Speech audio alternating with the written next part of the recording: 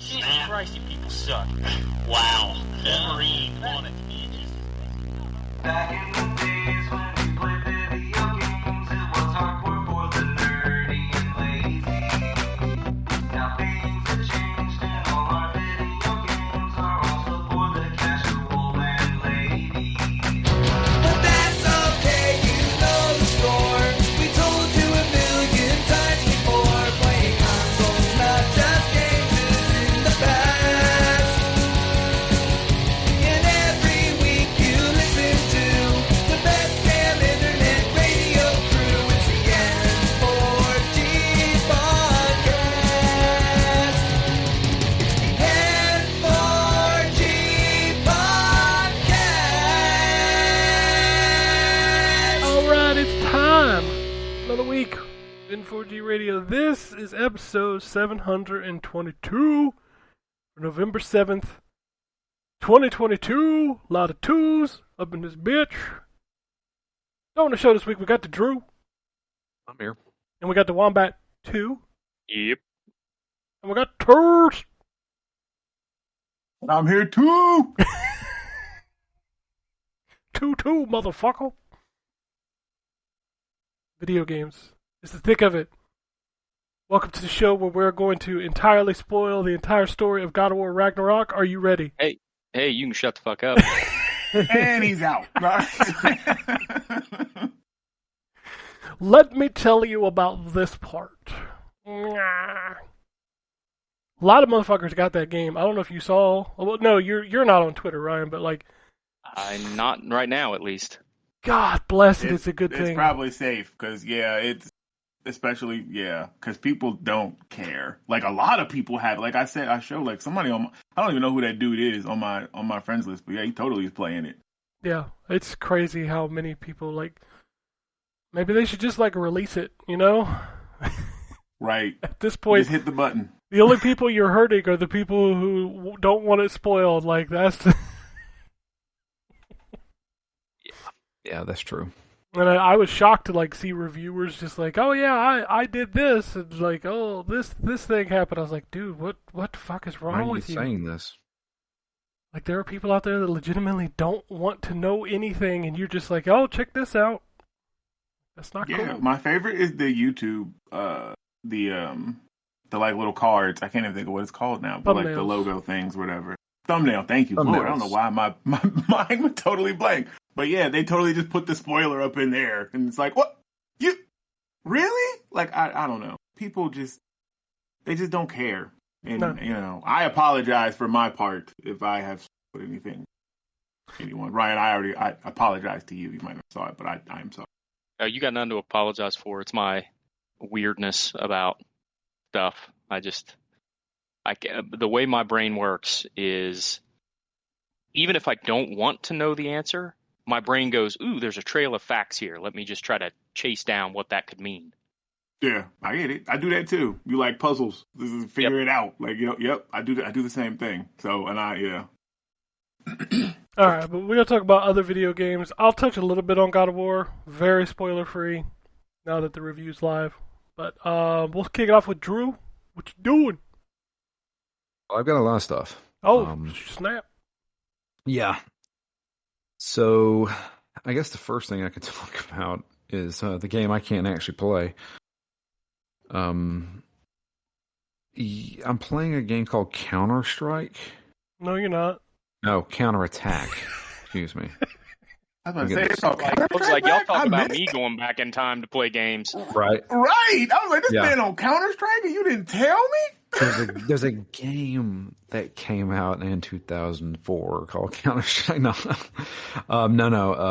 Counter-Attack, which is actually an older game too. I think it came out like 2018. I have no clue. I think it's been on Steam for a long time. Everything's been on Steam for a long time, including Furry Hitler and Big Booby Hitler. Yeah, I see a lot of that. It's fucking weird. But yeah. This motherfucker finally showed up, by the way. Anthony is here. Yes. Hey! Don't you give me shit. I'm here almost every week, and like Yeah, but you're late show up today, late. so. Stay on the payload. Stay on the payload, you fucking asshole. He got mad. He got mad because I yelled at him last night, and then I left the payload. That's what happened. Yeah.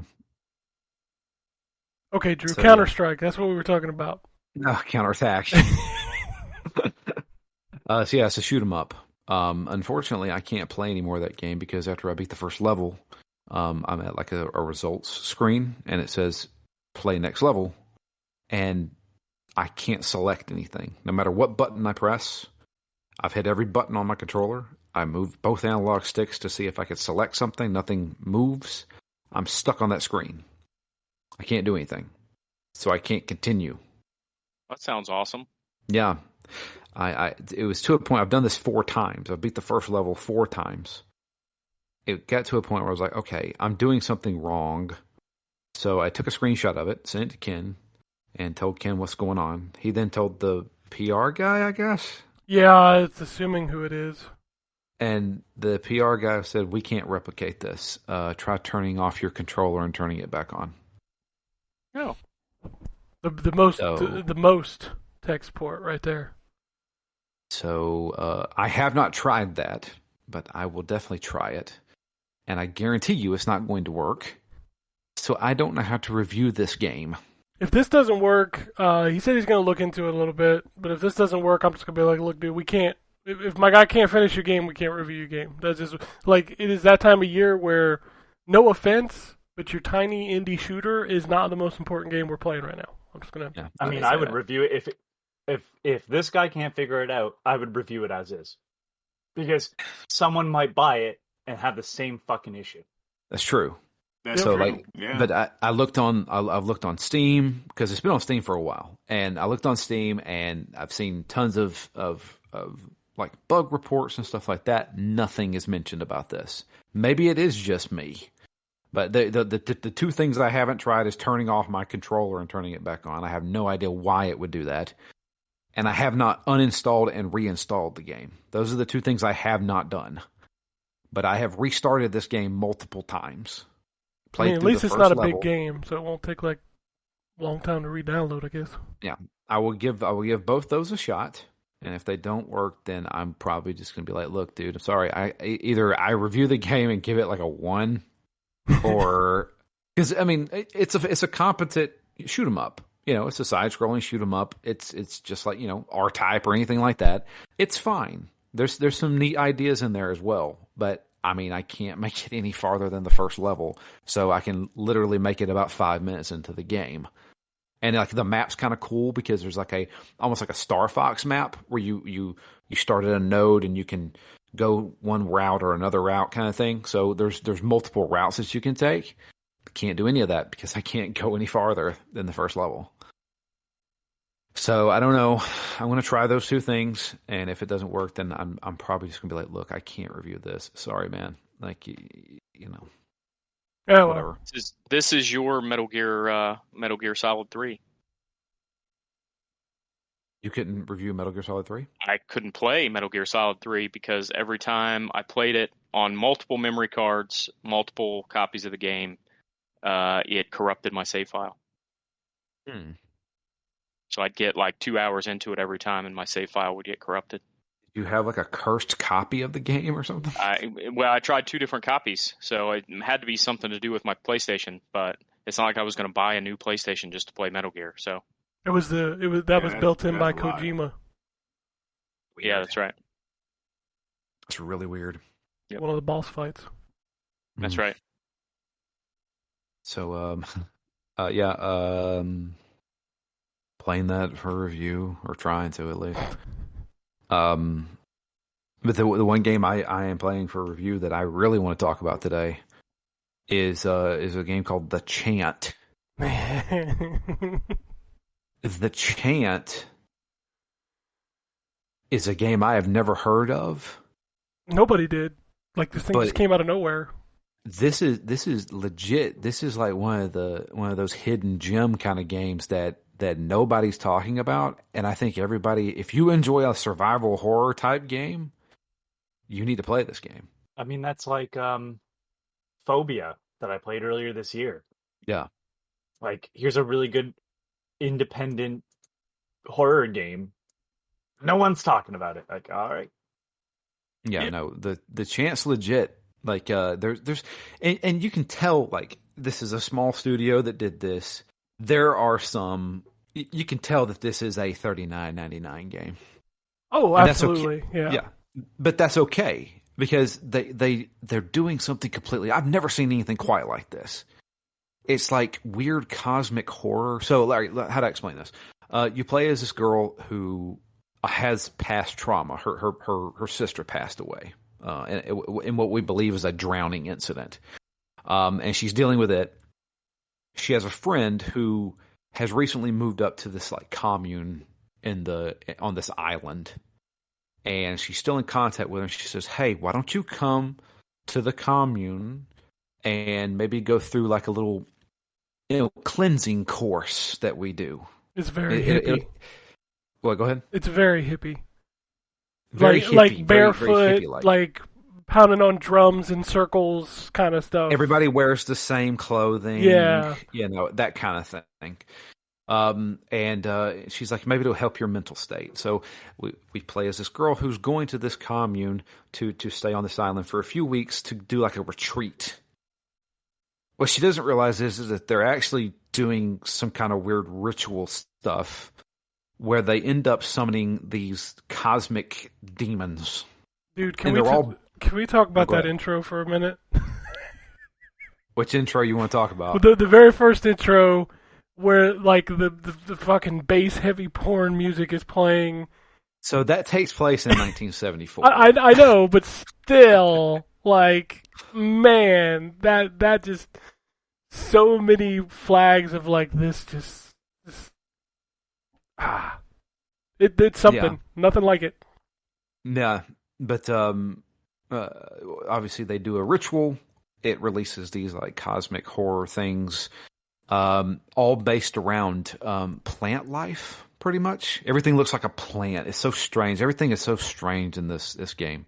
It reminds me of the creatures from the movie From Beyond, which was based on H.P. Lovecraft property. But it reminds me of that. There's a lot of floating things that are just like you can't really make out what the hell they are. But everything looks kind of like a plant or a flower of some sort. The combat is kind of is slightly janky-ish. It's mainly just a heavy and light attack. But they're basically micromanaging 3 different health bars. You have your mind health, your physical health, and your spiritual health. You can use your spiritual health to basically heal your mind. So you actually can meditate. There's a meditate button where you can meditate and heal your mind. And then you can also collect things like you can collect lavender or ginseng and stuff like that, and those will fill up your health meters as well. So explain this to me because I haven't played it a bunch, but I was just kind of looking at, like you're saying, the different meters. So it says if you like let your mind go all the way down, you have a panic attack. Like, does that, like, is there a game over in this, or do you just like have panic attacks and then have like an eternal darkness kind of like? No, thing? Okay. no. So you can die. So if you have a panic attack, you can't do anything except run. Okay. So if your mind bar goes all the way down, you have a panic attack. You cannot do anything until you get away from whatever's making you have a panic attack, which means you can only run. You can't fight. You can't do anything. You're freaking out basically. If you are attacked while having your panic attack, you're basically dead. Okay. In the same way with if you take too many hits, your body meter goes down, and then you can die as well. As far as spirit goes, I have not seen a way of dying from losing too much spirit. So I don't know if that's a game over or not. But there are game overs in this. And the checkpoints are really good. So if you do die, it's almost like instantly you're 30, 40 seconds previously. It's really cool. there's scenes in this game that are like, oh man, that's really cool. Like it's one of those like, so there's a part where you have to go to like the mines and you're chasing after a guy trying to get him to come back. So what happens is you start the ritual gets interrupted and you have to finish the ritual and reverse it to make these monsters go away. But everybody who is in the ritual just kind of like runs and you have to go find them. That's the whole premise of the game. Is like, all right, I need everybody to come back so we can finish this ritual. And people are losing their minds and going crazy, and you're going crazy.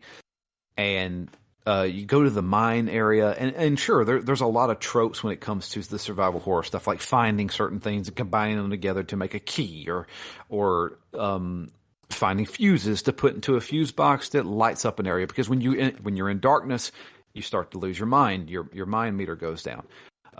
So you have to stay in the light. There's certain types of special abilities in the game where there's one where like stasis, where you can freeze enemies for a second. And then there's one where it's like a rage ability. So everything's based on like an emotion. You're collecting these crystals that everybody has. And once you collect certain crystals, they give you special abilities. Like one's based on rage, which means you almost do like a shout that pushes things away from you for a minute. And then there's the stasis ones where everything slows down to a crawl for a few seconds. So it's really, really neat.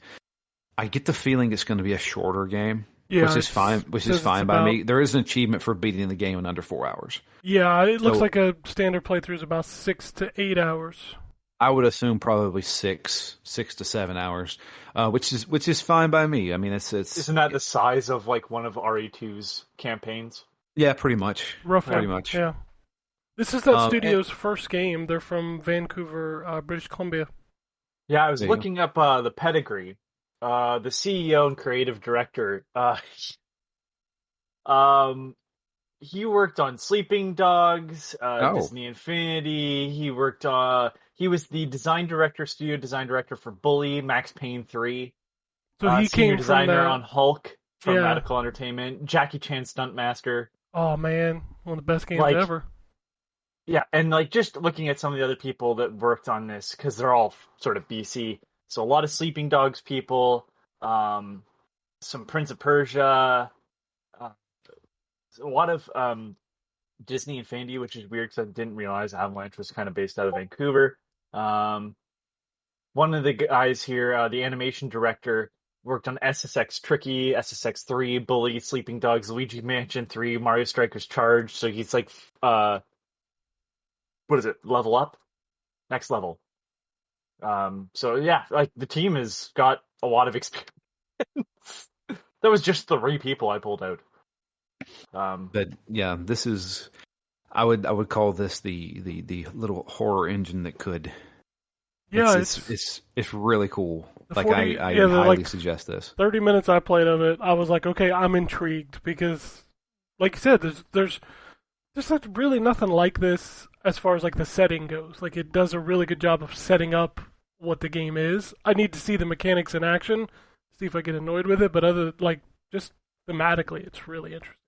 Yeah, I would say this game falls under a little easier than the Resident Evils because toward like I'm probably in chapter 4 right now. I don't know how, because the game is broken into chapters. Like each chapter is rescuing another person from the commune, and you get pretty stinking powerful. Like your special abilities that use your spirit, like the rage pushback or the stasis, like those are like really good. And enemies aren't that hard to beat. Like you use like God, I can't remember. It's like you had to craft like weapons, so you use like twine and like incense to like make like a incense like rod that you hit stuff with. And it's really interesting. The voice acting is good with the exception of one guy. The leader of the cult is not good. Like his voice acting is just bad. It's just bad. It's like if I tried to do the voice acting. you can tell he's kind of reading his lines a little bit. He has the emotion, but it's just like it's just a little off. But yeah, no, I can't suggest this enough. If you like horror games, and they have some really good atmosphere too. Like it's out in the middle of the woods. You're at this weird freaky commune where everything looks kind of the same, and they live in like little tents and domes and stuff, and these weird creatures, as Ken is posting in the chat here. It's interesting. Like it definitely has some really good atmospheric stuff there. Nobody's talking about this game. I really think everybody should check it out. It's called The Chant.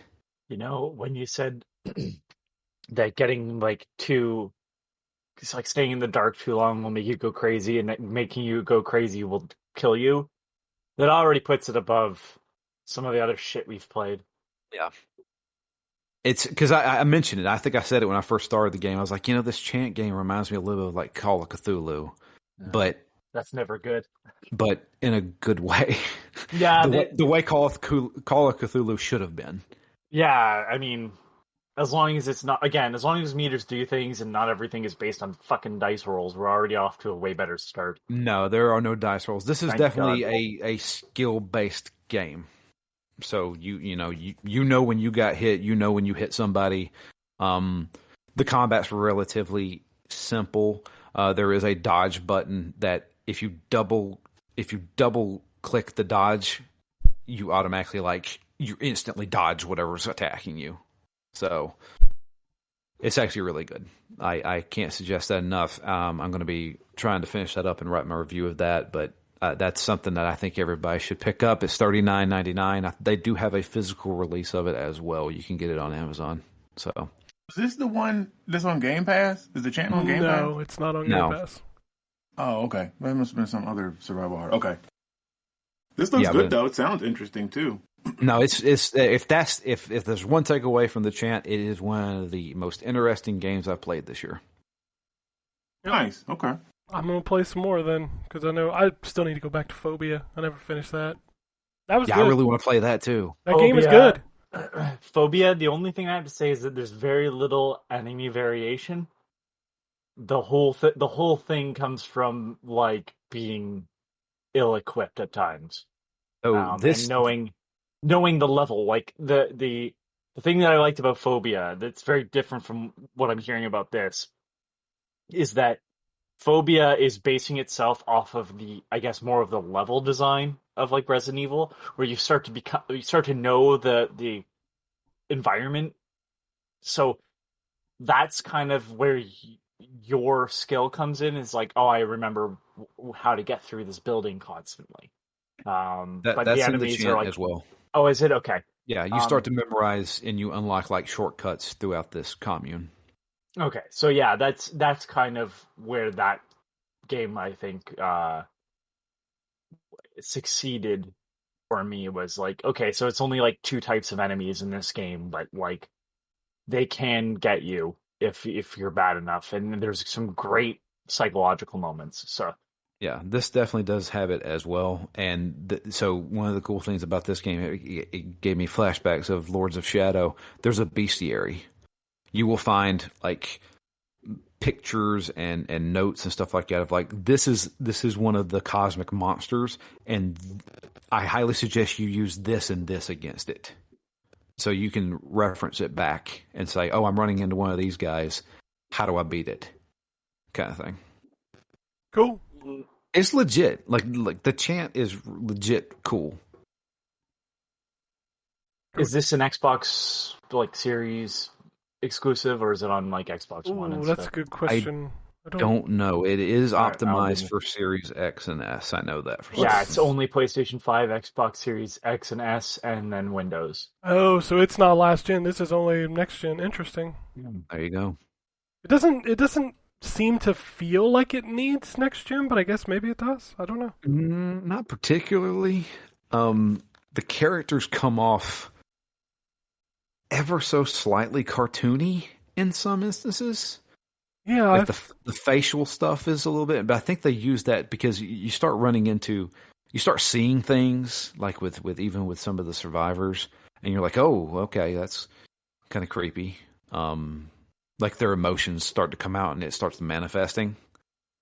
I don't know. It's interesting though. It's got a feel of a bunch of different games combined into one, and I'm liking it a lot. Cool. Anything else? Just Overwatch 2. A lot of Overwatch 2. Welcome back. With a guy who thinks he's the best player in Overwatch and the one trick. The one trick.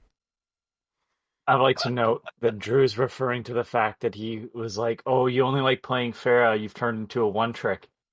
You know, they're countering you, blah, blah, blah, blah, blah. And immediately I took out every counter that team had. So you're the Was guy it about who rating thinks... justice, though, or? Nope. Just well-placed shots. Okay, all right. Well, all right then. And Don't Drew be bad. accuses me of being the Fucking- one that thinks he's the best at this game. I definitely don't think I'm the best at this game. No, you somebody- accuse me of being the best at saying Yeah, I well, think. you keep claiming that. Oh, well, look who has the most damage. Who has the most eliminations? That's because you talk smack. You're like, why don't you do this? I'm like, motherfucker, I'm the one killing shit. And I'm the person keeping everybody alive. I don't know, why am I dying, Drew? And there's Overwatch. that's because you're a Pharah and I'm a Moira, and you're way up in the air.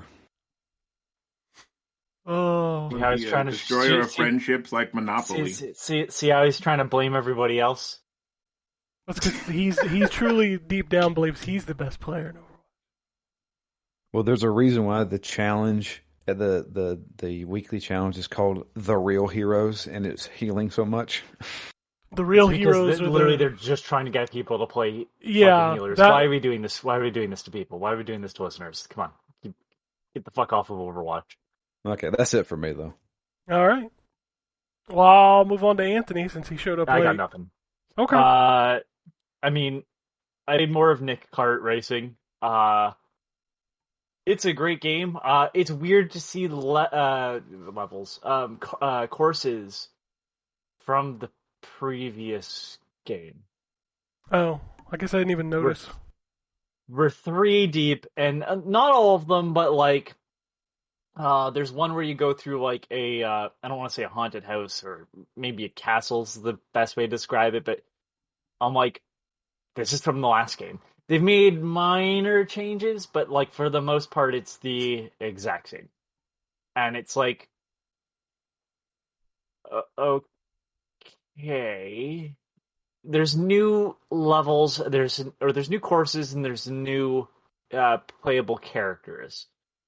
But I'm like, this is another game, and a lot of it's somewhat reused content. It's a better game than the last one, though. And I didn't dislike the last one. I just said it lacked any character. And this game definitely has more character. I will give them credit. But if all you had to do to the last game was just give me a reason as to why I'm playing as these Nickelodeon characters.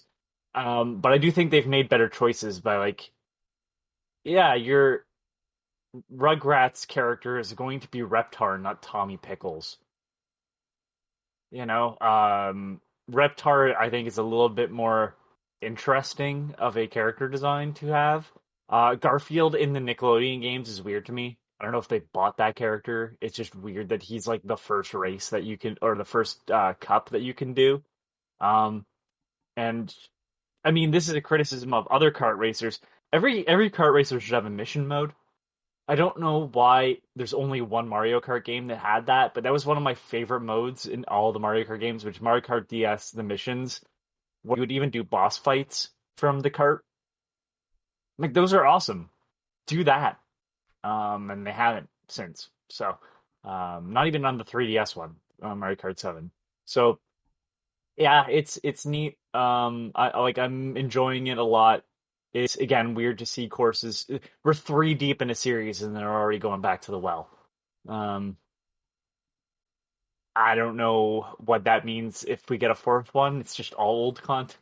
I was say, like, I feel like they're just pumping these things out, man. Like, how long before we get Nick All-Star Brawl 2? You know?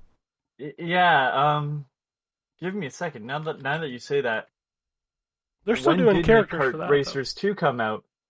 Yeah, that was 2 years ago. 2 years isn't hateful. I mean, No, it feels but, shorter, like, but when I say it was 2 years ago, it was 2 years ago, like October to October. I mean, 2 years is fine. 2 years for a new game, I think that's fine. If you're not doing DLC, I think that's fine.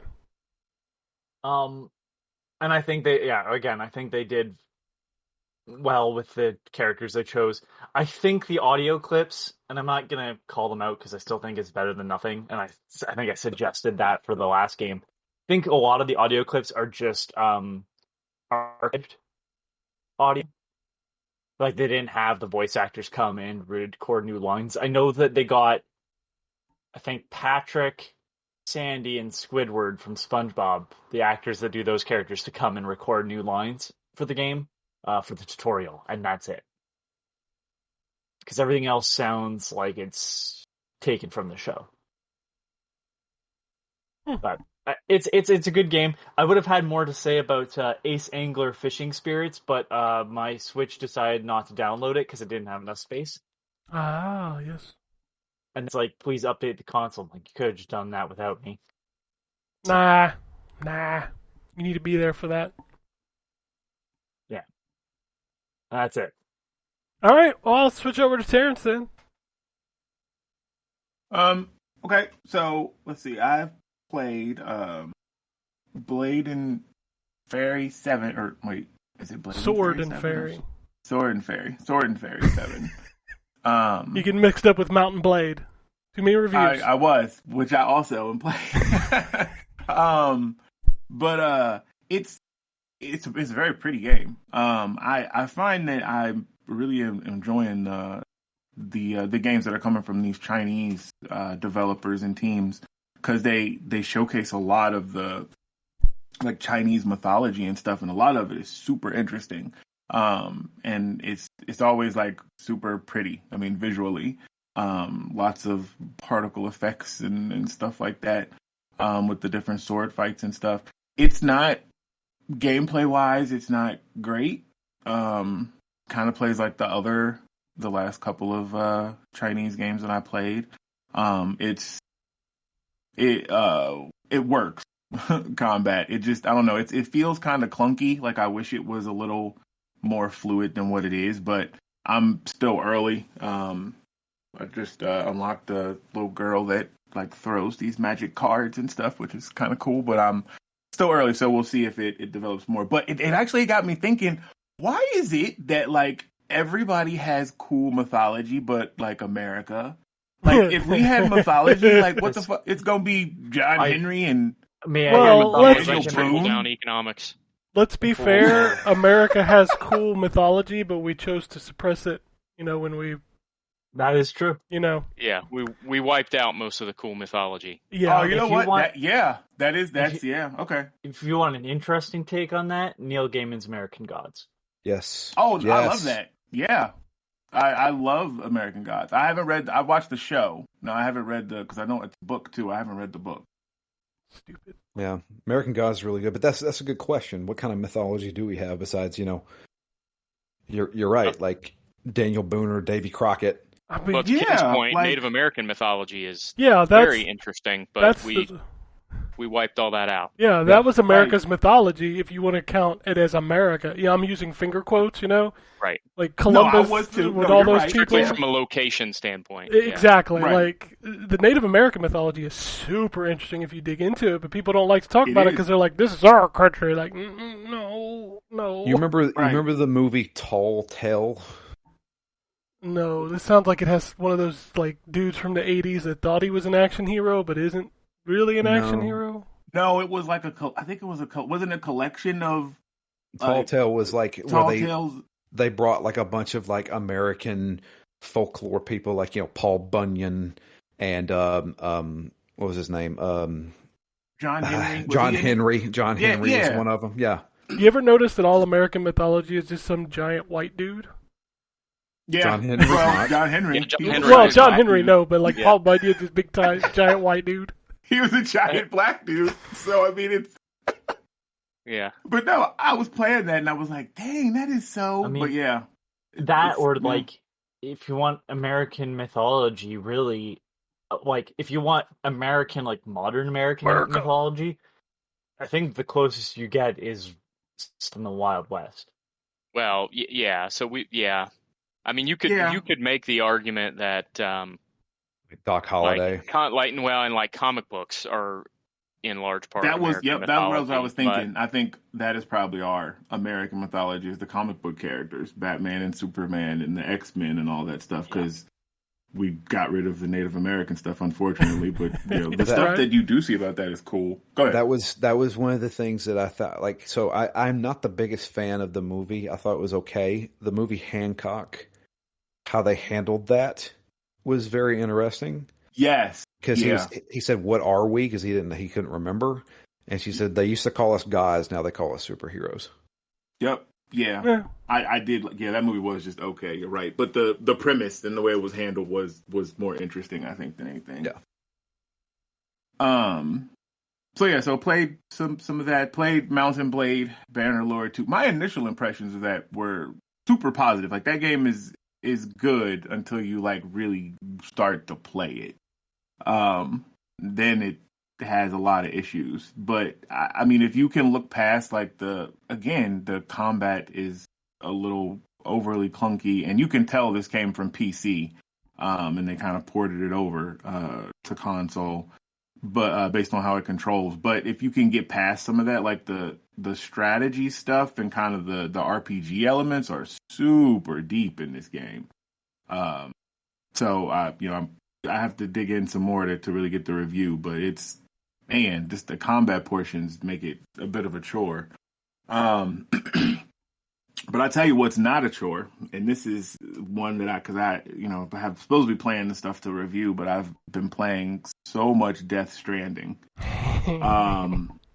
Man, that game is good. And I know I'm late to the party with that because everybody was Game of the Year and everything back, when it came out.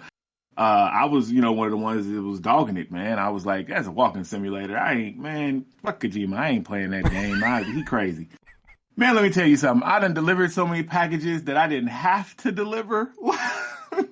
Like, this, it's so good. And then talking to Ken and to realize that I have so much more to even find out. Like, and I already, like, love it. Like, I'm only at the... actually, no, I'm on episode 6 now, the Dead Man. So, I lost my breech baby, my little BB. And I have to venture out without it. And oh my God, like, I hit the first area that I had to get through BT territory without it. Oh my God. If my hands were sweating, like, that was rough. Like, that was intense. It was a nice experience. I don't think I realized how much you really depend on the BB to see those things. I can't think of what they're called. That game has so much different, the chiral networks and BTs and BBs and but anyway, it's a good game. So I've been playing a whole lot of that. And that's pretty much it. Like, yeah, I played some Call of Duty. I need to finish up the campaign on that. I played a lot of the multiplayer. That's a very good looking game graphically. Like, shit. Damn. That game looks so good. Like, the opening, like the first couple of missions in the camp, it's just ridiculous how good it looks. And I mean, it carries up. Like, the multiplayer looks good too, but the campaign really, really showcases what they can do. I mean, Microsoft is trying to buy, the brand, but obviously they would get all of that talent behind that as well too. That could, go into other projects. That might be the Maybe biggest title screen of developers I've ever seen in my life. And right? It also made me sad because I'm looking at him. I'm like, oh, High Moon, you made Transformers, and that's what I did too. So sad that y'all worked on this, and that's all you work on now. Oh man. Yep. And it's like they host all of those teams. I'm like, was everybody just like, all right, well, you handle all of the running and you are going to handle, this, like, because it's a ridiculous amount of people that's working on Call of Duty. Like, Jesus. But no, that game looks good. It looks incredible, and it's like, I guess this is the biggest Call of Duty ever, which is crazy to think about, but... I saw that. That was, well, because I saw PlayStation was talking, and you might have it in the news, that it was the best selling Call of Duty ever on Play. Something that was super stellar for them. But I feel like really the highlight of that was just, to help them make the case to be like, hey, don't let them take it from us kind of thing. But whatever. Don't take it from us. Yeah. But no, the game plays really good too. Like the multiplayer is a lot of fun. I'm super confused with how to unlock everything. Like they've changed all of that, how you unlock weapons and stuff. So now you have to unlock like parts of a gun, but you can turn it into a different gun. But then you have to unlock another gun's track to get a scope for this kind of like it's so confusing. Like I need a flow chart. So I'm just playing the game. I found a gun that's good, and I'm like, fuck it, we'll shoot people. So the gameplay is really good. Really like the original Modern Warfare 2. Actually, it's probably the best playing Call of Duty since back in the day. I don't know how the professional people feel. They probably have a lot of problems with it, but I kind of dig it. I mean, they always have a lot of problems with it. That's how the cycle works. Yeah. I mean, So but yeah, that's pretty much all I got. Like I said, Death Stranding has me, man. That game is just so good. But anyways, yeah, that's all I've been playing. All right, we'll move on to the Wombat. All right. Yeah, I really haven't played much. Really just kind of waiting on God of War. So I've just been playing stuff that doesn't involve me getting super deep or involved into it. So played some MLB The Show, played some more Chivalry 2, played. So I was making fun of Drew for going back to what the hell, Counter-Strike. But I have been playing Skyrim the last couple days because it's fun for me to just go in there and mess around and not really care too much about what I'm doing or where I'm going. Not really trying to do missions per se, at least not main story missions. Just kind of messing around. So yeah, it's a lot of just kind of bread and water until next week. Until Ragnarok arrives. That's right. And then I'm off 4 or 5 straight days. Not right after it comes out, but the week. I'm off the weekend, and then Monday, Tuesday, Wednesday the next week. So nice.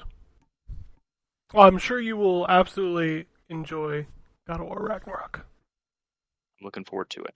Yeah, so it's a great video game. That's it though for me. All right. Well, I'll wrap it up. I will talk a little bit about God of War in a minute. Go ahead. Just quickly, because we were talking about American mythology and how like we've kind of removed it. There's a movie. I know the star of it's questionable to people now, but Dead Man, starring Johnny Depp. Fantastic movie by Jim Jarmusch. I love that movie, and it kind of shows you how the Wild West really kind of was. And speaks about racism, not just towards natives, but within natives, like, you're half white or whatever. And very fascinating movie. All the dialogue from the native actors is not translated at all. So you have to just kind of take their word for it of what they explain to Johnny Depp's character or other characters of what they're actually saying. Very fascinating movie. I love it. All black and white. Really well done. Cool. Also, since you were talking about Neil Gaiman and since God of War is coming out, if you have interest in Norse mythology, Neil Gaiman also wrote a very good book about Norse mythology. Turned it into a comic book too. Have it? Yeah, it's unfortunately it's a pain in the ass because I think it's released in so they'll release 4 issues and then go on to the next chapter or whatever. But they don't say that it's they don't tell you what volume you're on. So it just says Norse Mythology issue 1. every time they start over at issue 1. Well, that's not helpful. That all the covers match, so it's not even like you can tell you're on like part 2. Yeah, it's shitty, but they have turned that into a comic book if that's how you prefer to read it. Same with American Gods. It was turned into a comic book at some point. All right.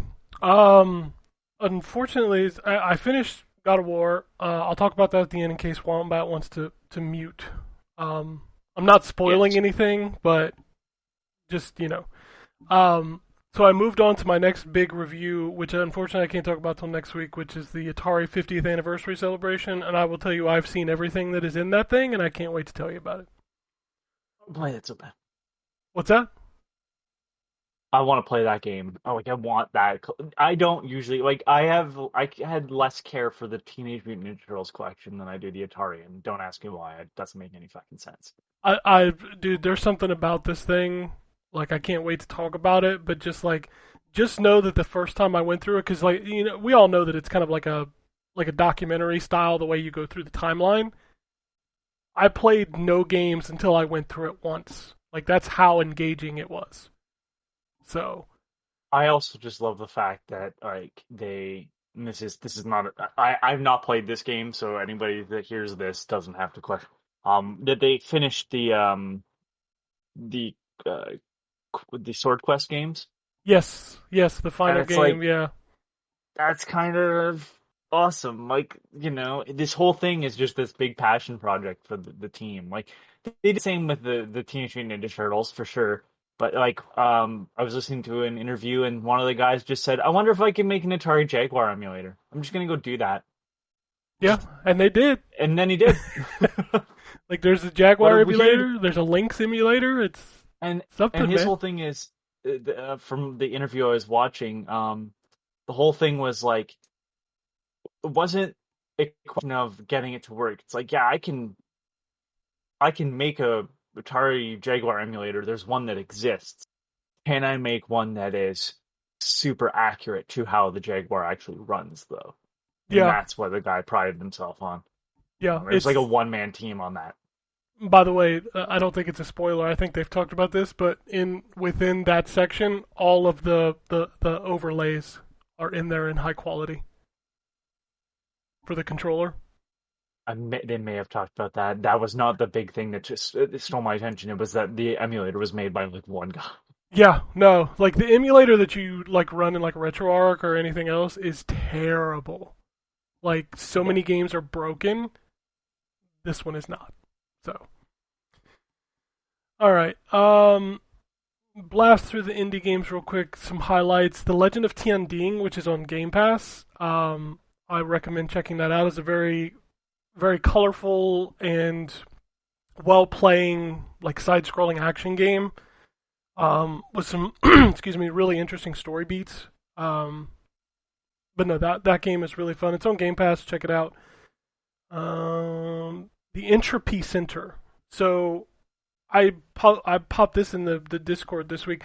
If you have any kind of love for stuff like Portal, or I'm going to bring this one out, how about Singularity?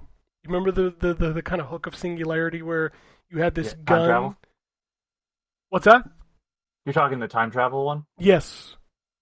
So the Entropy Center is a game like Portal where you start off, you wake up in this facility and it's all destroyed and you have no idea how you got there and there's nobody there, and then you bump into this little AI robot who leads you towards this gun, which is built upon entropy energy. And what it does is it rewinds time for objects. So if you shoot it at an object that's broken, it will rebuild the object. You can also stop the rewind mid-time. So as you can imagine, that's going to be the first puzzle is a box, and the box is laying on the ground, and you can move it. You can pick it up and move it, and then you can shoot it to rewind the movement that you made. So there's two switches on the floor. You place it on both of them, and then you rewind it back to each switch so you can get through the door. Those are the kind of puzzles you're looking at in this game. Looking at a trailer for it, and holy shit, it's pretty. Yeah, it's a very, very pretty game. Also, the atmosphere of the world is really well done. Your gun talks to you. It's like an AI. So like you're having conversations with the gun as you're moving through the world. So do you remember? I know that you're saying Singularity. It reminds me more of the mechanic from the Red Faction Armageddon, the underground one, where you had the Oh, gun yeah, that yeah, would yeah. blow apart things, and then you could just rebuild it instantly. Yeah, except in this game you can't really break it. You can only rewind what happened. Oh, okay. Yeah, like you can't shoot something. Like the gun literally only rewinds. Like that's its only function. But if you're into those kind of games, this is a must. I saw an aspect where the person's being carried along conveyor belts, and they're all kind of moving towards each other, and they're rewinding the conveyor belts to move up them. Yes. Like there's some super clever puzzles in this game, and I can't recommend it enough. And like you said, when you play it, it's just visually beautiful. Like it's a really dark and dank world, and uncovering like it reminds me of Portal in the fact of like there's like this PA that's like leading you through it as well as the AI gun, and like it's blurring its words, and like it sounds like it's kind of distorted, and like just uncovering what happened in this place and why nobody's there is just super interesting. So, very cool game. Highly recommend it. Shadow Remastered Deluxe, if you remember that old Arkanoid style game from, or Breakout from like the PS, I think it was PS4 era. So they remastered it, they put it out. That game is still awesome. I love the like push and pull mechanic, so you can like pull in to kind of change the trajectory of the ball that you're shooting. You can shoot multiple balls. You can also push out. I'm trying to avoid calling it sucking and blowing, which is what the game calls it. So, but it has that mechanic in an Arkanoid game, and it's super good, and the music is incredible. So, nothing really else to go. I did check out a game called Godlike Burger, which is very much a what's the Overcooked. So it's very similar to Overcooked, except you can eventually start using like your customers to make the burgers because it's in space, like it's all these space monsters. Like you can start using your customers to make the ingredients for the burger. It's kind of weird, a little gross. Yeah, and then I checked out The Chant, which I need to play some more of. Played some more Gotham Knights, which I'm still. That's kind of like my game if I'm gonna burn like 20 to 30 minutes just to do like one night. To go out in the city for like one night and do. I did. Was it the second or the third Harley mission, which was super frustrating, where like you're fighting the two very large dudes while the bombs are being activated. Oh my god, yeah. That mission was not fun. Like, that's the first time I was playing the game, I was like, this is not fun. So, but no, the rest of that game, very good. It's been patched twice. I haven't really noticed a difference. So, like, please at some point make a 60 FPS patch, please. So I picked up, because I buy a lot of Batman comics, didn't realize that they were making a tie-in. Oh. So hey, if you're like, I want all the skins, guess what? You have to buy comics, everybody. That's kind of silly. Really? I didn't Really? Yeah, there's a do that. Batman. Hold on, Gotham Knights, Gilded City, I think. There are Gilded City, yeah. Yeah, there are like transmogs in that game that I can't unlock, and it doesn't tell me how. I guess that's how. It is. No, it doesn't. That's a part of the problem. It doesn't tell you anything. I don't know how you unlock them. I thought it was you get like find a costume piece that has that, like the Shinobi or whatever, and you get the transmog. But that's not it. I think it has something to do with just a point in the game where you get like it finally unlocks. Because like I haven't. It doesn't explain a lot of the transmogs. That UI and everything. Oh, it's terrible. The review is just really bad. Yeah. But the game's fun. Go ahead, sorry, Anthony.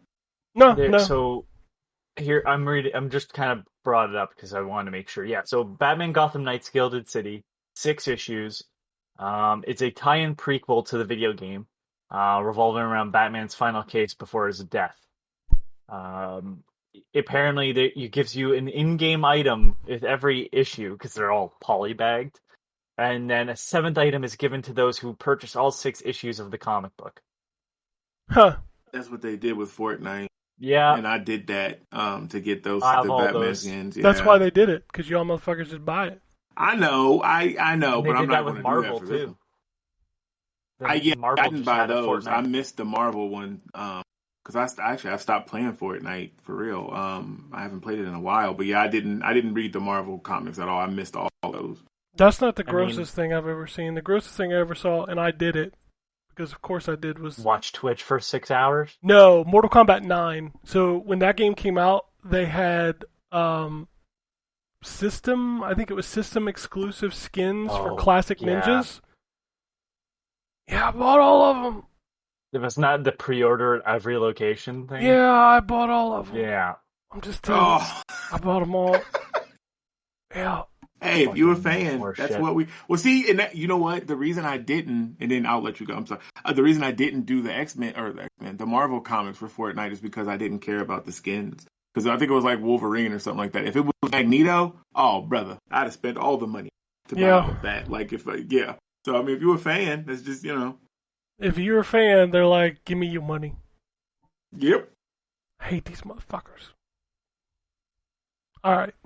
So I'll talk about God of War. If Wombat wants to mute, I'll ping in the Discord when I'm done I'll talking. see y'all in a minute. Yeah, I'm not going to spoil anything story-wise, but I know you're still kind of meh. So, all right, God of War Ragnarok, my review is out. I think I talked a little bit about some of this stuff last week, but I think one of my biggest issues with this game is, like, it starts really, really slow. Like, the first 5 hours of this game feels a lot longer than that, and I think that's... So it's a Sony game. Yeah, there's a lot of pacing problems at the beginning. The back half of that game is incredible. I'm not going to lie, that thing ends really well. The character performances are very well done. Even the weird ones that you've heard about that you're like, how does that work? It actually works okay.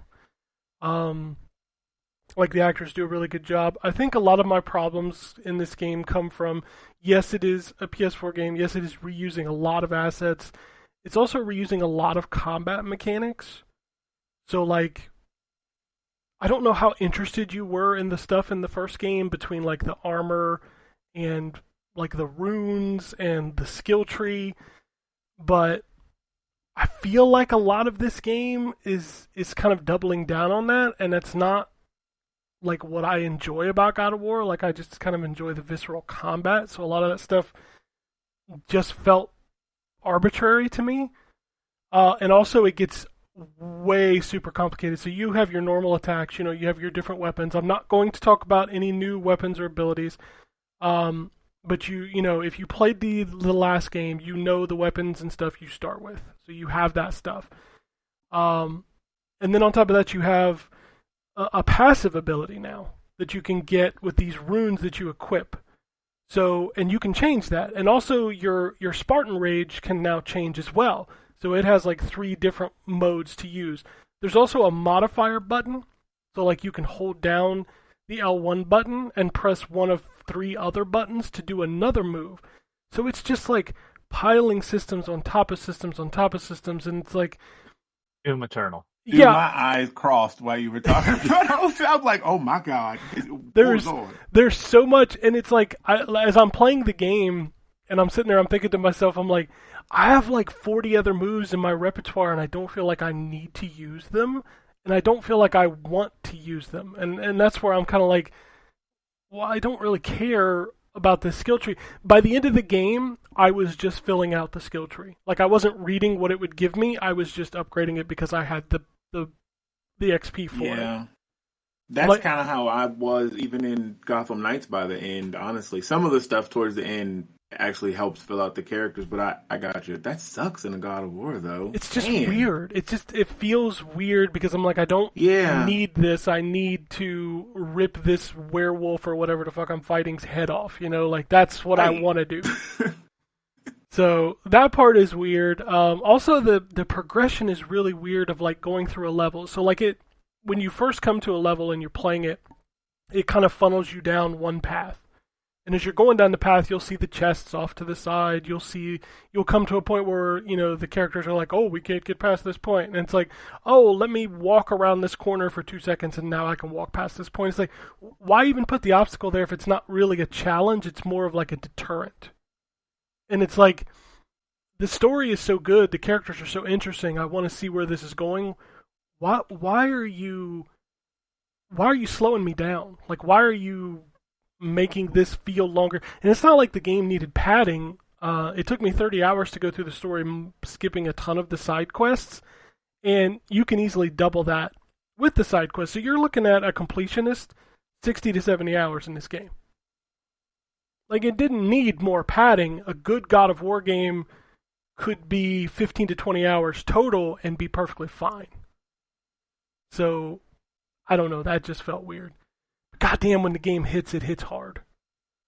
Like, some of the sequences and the boss fights and the moments in this game are so good. The character arcs are very good. I still hate Atreus. I think I'll always hate Atreus. He doesn't feel any less whiny in this game. I'm going to say something, and it has nothing to do with God of War, really. But it's going back to Batman. Stop giving these characters children. I do not enjoy them. They're terrible. It's fucking Damian Wayne is the biggest fucking waste of space in a comic book. Oh, he's angry with his father. There can't be any growth. They're just going to one day expect you to be like, okay, this is the new character. Here you go. Like, he's now Batman. He's now God of War. He's now blah, blah, blah. And it's just like... Yeah. But these he had characters potential. aren't He just has been wasted. fun. Like, they don't know what to do with him. But I got you. Yeah, but it's don't like, give him it's kids. always... It's just like... It's like... You make these whiny characters like, oh, and then like, I know what you're trying to do. It's all, well, if they spend enough time together, eventually he'll overcome. But it's like, but he can't. He can't because your narrative is is hinged upon, like, honestly, Atreus should have been a different character at the end of God of War 2016, 2017, 2018, whatever the fuck it was. So it's like, that should have been the arc there. It's kind of like how Damian Wayne should already be over the arc of hating dad. Right? And it's like, I hate to we say can this. never move past that because that's how they've now written this character. And they don't know what to do with it. Remember when they killed Damian Wayne and I was like, yay? Yeah. He didn't stay dead, though. I mean, no comic book character Nobody- I didn't realize Nobody- they killed him. Oh, no, they had a whole big event and everything. It was called Requiem. For a it's dream? just like- Nice. but this is a bigger issue with the writing of these characters that I have. Like, I just think that Damian Wayne's the best example of it, because otherwise maybe we're just kind of like, it's better off to have a character that's not connected. Last of Us, right? Where it's like these characters may be in a parent-child relationship, but they're not. So I can buy the deviation a bit more from, you're not my real dad, And like, it's so fucking, get it. I've seen this story before. They either grow apart or they grow closer at the end of this. There's only two ways this can end. Well, And it's I'm going to finish this up by saying just one more thing about Kratos' character in this game. I think another big issue that I have with this sequel is, like, a lot of the things that were novel and worked in the first game, they try to continue in this game and they don't work. Like the axe, you remember how cool the axe was in the first game? Yep. Like, you throw it and that shit comes back. Like, now you do it and you're like, oh yeah, okay. Also the story beat of, like, you personally, who Kratos is, like, his history, and like the people in the Norse mythology were always like, oh my god, it's Kratos, it's Kratos. Like, there was a mystery there, and in this game it just feels like, yeah, that's fucking Kratos. Like, that mystery is gone. So, like, that piece of it doesn't feel as interesting as it did in the first game. Yeah. So- The first game was like he was hiding Yeah, the exactly. fact And who now he like was. and now like the big bad of this new area is just like showing up at his house like, "What's up?" You know? So That's nice. so like that's the mystery is kind of gone. The novelty, like I even said in my review, you know, like the first game had that one camera cut, and like you're like, oh, this is interesting. In this game, I'm just like, man, I wish they hadn't done that because there's this part in the game where like this thing happens, and I wanted it to, like, but you had to do the camera cut, so you had to do it this way, and it's like, okay. So it just feels like they were tied by the first game and couldn't branch it out as much as I would have wished they would have. Like Also, it didn't feel as impactful. Like 2018 is one of my favorite games of that generation. This one just doesn't have that same oomph to it. can I just I ask wonder a if some question? of that. Oh, go ahead. Sorry. Go no, I can wait for my question. Oh, well, this is real quick. I guess it's more of an observation than anything. I wonder if some of that is because this was supposed to be or is like the swan song of the PS4. Like maybe they were just kind of hamstrung This game was by the supposed to be limitations out. there. This game was supposed to be out in 2021 at the latest. So Okay, that so makes it was sense always to going to me. be a PS4 game. It's a PS4. Even the developers have come out and said, "Hey, this is a PS4 game." Yeah. Okay. Like the only thing you're gaining from the PS5 is frame rate and resolution. Like nothing else. Like Gotcha. they didn't even mention the touchpad until like I don't know, like 15 hours into the game, and then they're like, "Oh yeah, this does this." I'm like, "Oh, okay." Wow. Okay. Okay. All right. So Anthony, you had a question, then I'll So, yeah, the I'll let question Wombat is, know. do you, after finishing this, think they had planned for only 2 games? I do. Okay. This is the end of that story. Let me rephrase that though. It doesn't feel rushed. No, Or it feels no. paced well, I should say. That's the After more that, important part. after the rough start, yes. Okay. The rough start is hard, but once you get past that, the pacing is fine. Other than the stupid, like, oh, the road's blocked. Let me walk around the corner and flip the switch. That shit's bad. That's a game. That's gonna a be greater there. game Yeah, issue. Than yeah, but this one anything. abuses the shit out of it. I'm not gonna lie. You'll be frustrated every time you see like, oh, I have to do this thing. Like, it's not a challenge. It's just annoying. Yeah, it's time wasting. Yeah, exactly. And this game didn't need it because this game, and maybe that's the problem. Is like they thought they were going to do 3 games, but then they were like, well, I don't want to take 12 years to make 3 games, so let's just finish it with this one, which is probably why it's longer and it has a lot more to it. So Let me ask you this: will we see another God of War game? probably see another God of War game, but you won't see one in the Norse mythology. Gotcha. This one is done. Gotcha. All right. Would be funny if you saw a God of War game in Norse mythology from the other side. That's true. There's a man that's in the forest killing a bunch of gods. Yeah. Also, I just have to say before I bring Wombat back in that, like, the family, like in the Norse mythology, they're very much like the fucking Sopranos. So prepare for that. They feel like a mob family. It's kind of funny. One more thing is Nice. we talked about it in chat a bit. Somebody used the example of review times to say that Sonic Frontiers is going to be dead because the embargo comes a day before release, and God of War is like 2 weeks out or whatever the fuck it is, and that means nothing. Everybody, I'd be more concerned of embargo being the day of release, or my favorite is like an hour after release. Yeah. That's always weird. Or they're not sending out games at all, but there's still like games that fit into that where they're actually really good games, and it doesn't make sense. Like Doom 2016 they didn't send out review copies at all. No. Yeah. And that game's fantastic. You should not trust Sonic Frontiers to be a good game just because it's a 3D Sonic game. And I have hope for that game because I am a fool that keeps falling for Sega's nonsense. But like, that God of War having a release, yeah, I mean, we kind of know it's going to be quality. Like, it's not out there, but it's just like that means nothing. I've seen bad scores come early before, so yeah. All right, let's bring the Wombat back in. I can't type. All right. All right. So let's talk about what's out this week. Xbox Series X, PlayStation 5. We got the big dog, Cobra Kai 2, Dojo's Rising. Dojo's Rising. Oh, I can't wait. I'm gonna I'm throw good. all the frost magics and fire snakes. Hey, isn't this one like the $50 one? Didn't the price go up? Oh, God. yeah. You got to pay for the frost snakes, man. That's Frost what you mean. Football Manager 2023. Return I'm to gonna manage all those footballs. That's right. Return to Monkey Island is finally coming to the other systems. Sonic Frontiers is out this week. Super Wooden GP. Kaiju Wars. Police Simulator Patrol Officers SUV Officer Edition. Jesus.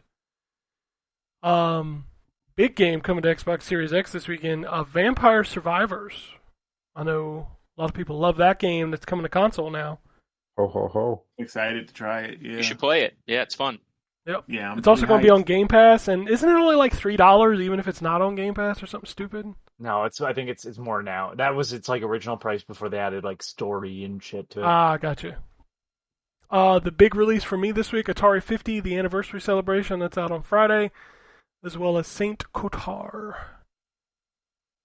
PlayStation 5, same stuff, except we're also getting Arkanoid Eternal Battle, Fishing North Atlantic Enhanced Edition, My Little Pony, a Maritime Bay Adventure, Fishing game sounds like it's my jam. Dying Light Fishing. 2, Stay Human Bloody Ties, and of course, God of War Ragnarok is out on Wednesday? That's a weird release day for... Still waiting for Dying Light 2 to go on a decent sale. Is God of War really out on Wednesday? Like, Black Yeah, Friday. it's Yeah, ninth. Wednesday's the 9th. why is... Like, doesn't Sony usually do Friday? Am I crazy thinking that? Sony does whatever the fuck they want, to be honest with you. Yeah, I don't know if it's as well defined as like the Nintendo release schedule. Huh, okay. It's just weird, the Wednesday. Like, Tuesday's the normal release day, Friday is like big games, but never seen a Wednesday.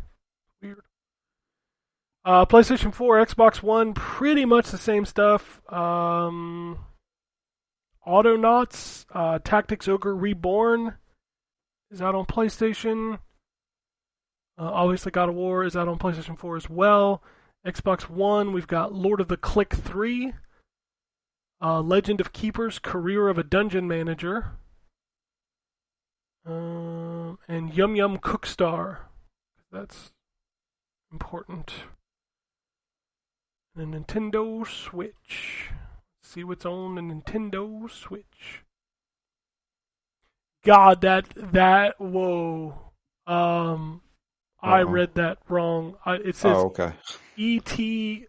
Vargina? What? Yeah, Varginha.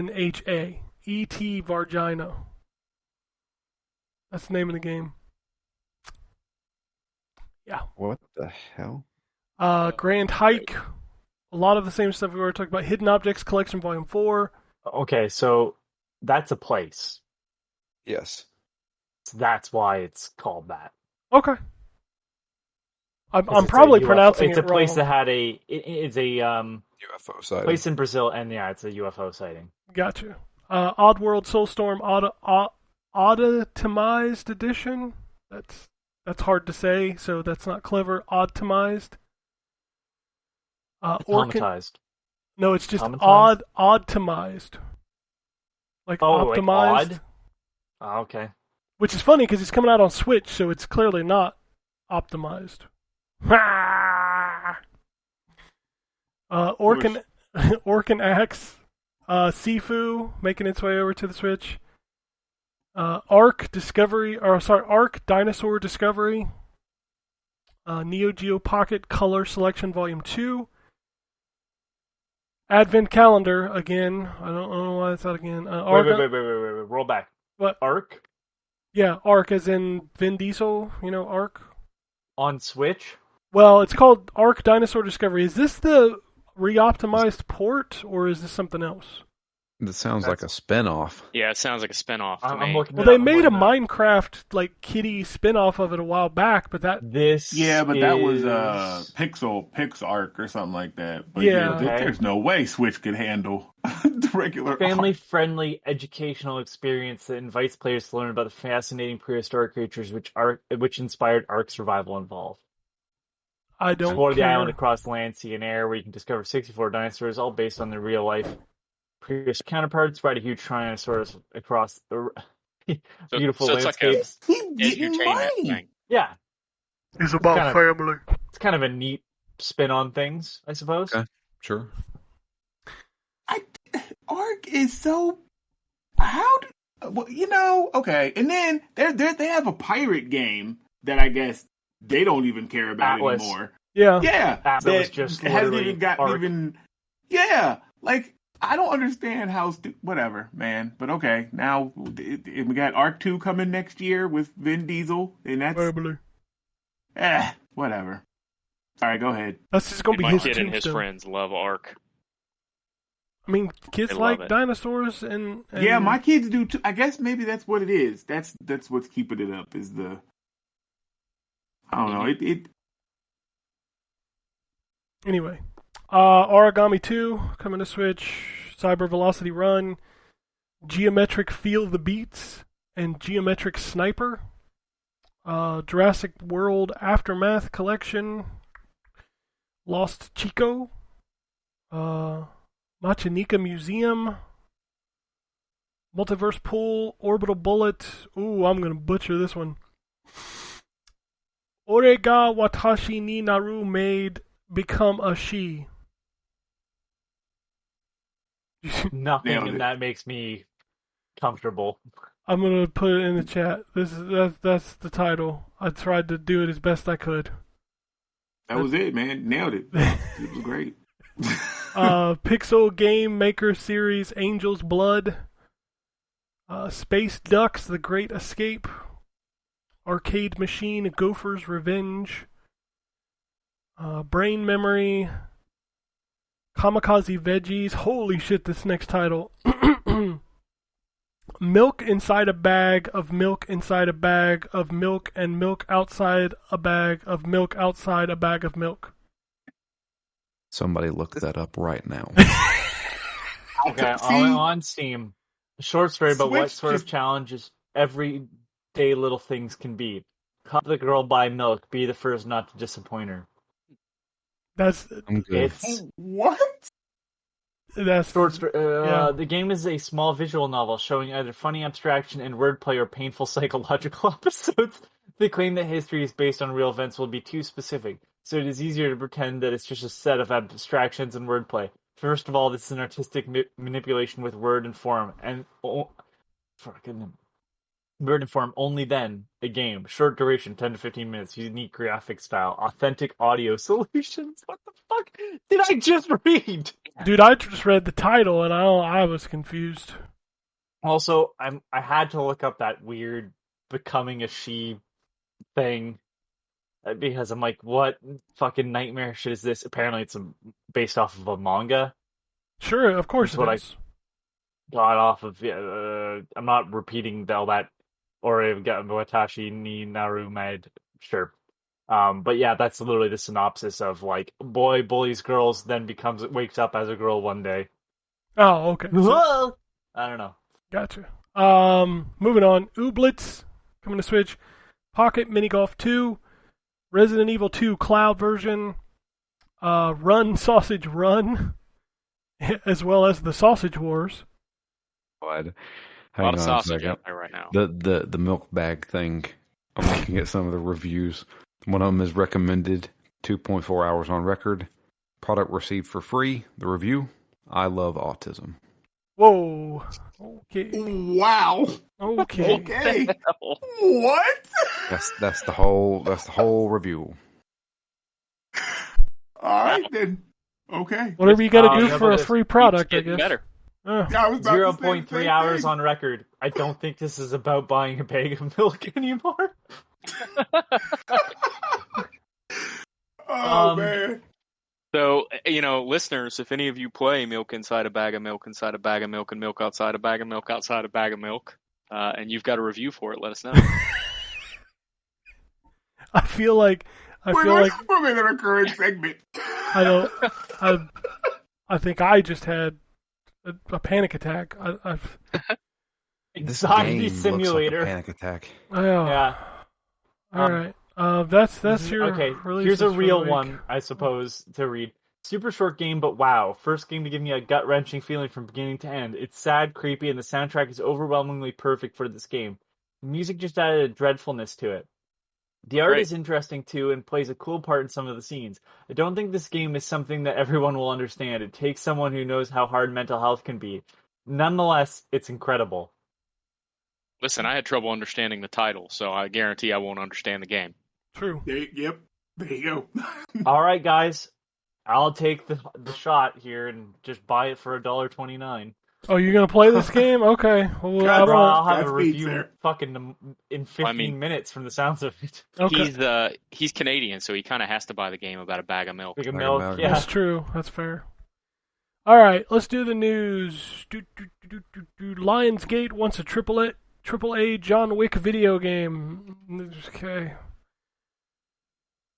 Whatever. I like John Wick. I mean, that could be cool. I mean, like don't John know. Wick too, Not but everything has to be a game, though. But no, I mean, it doesn't. that could be cool. Also, like, do we really need to keep doing John Wick? Like, is it just me? Like, I love the movies. Don't get me wrong, About 5 years too late. but they're still going down in quality. Like, nothing's as good as that first one. Yeah. Second That's one was true. pretty good though. Second one's The pretty second good, but that The first one third is like a was just perfect kinda, movie. eh. That first one's Yeah. like a perfect movie. Like, Yeah, but I mean, how long has it been since we had a game about a guy who got mad and killed a whole bunch of people? Ryan. Dog.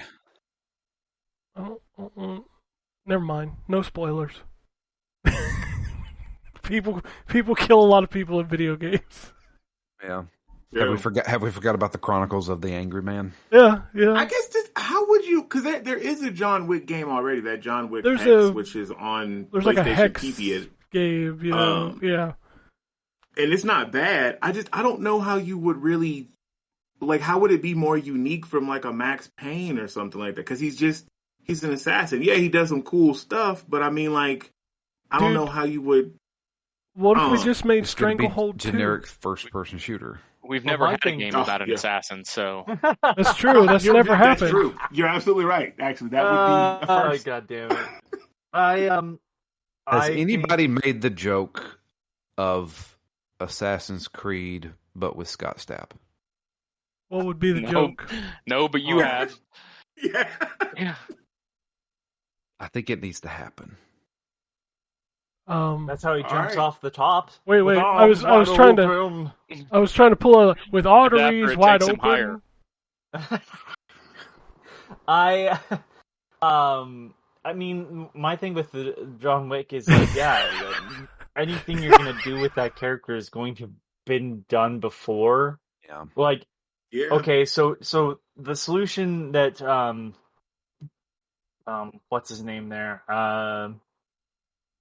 Can't remember the company's name, but with John Wick Hex. Okay, so he does all these really cool fight things.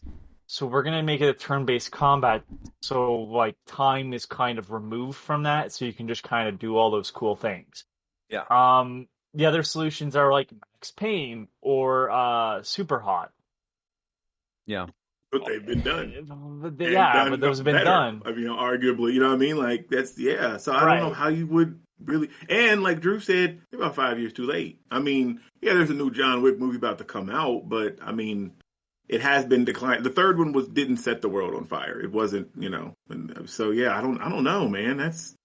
I mean, how many more people is he gonna kill since they, you know, excommunicated his ass? Excommunicadoed. Yeah, like. I'm gonna say something that might be like some people might disagree with, but I have not watched past the first one because I don't have any interest in it. And it's not that they're bad, but like that same year, The Equalizer came out, and I thought that was a better movie. And like Story that's wise, just- yes. The Equalizer is a better movie. Fantastic.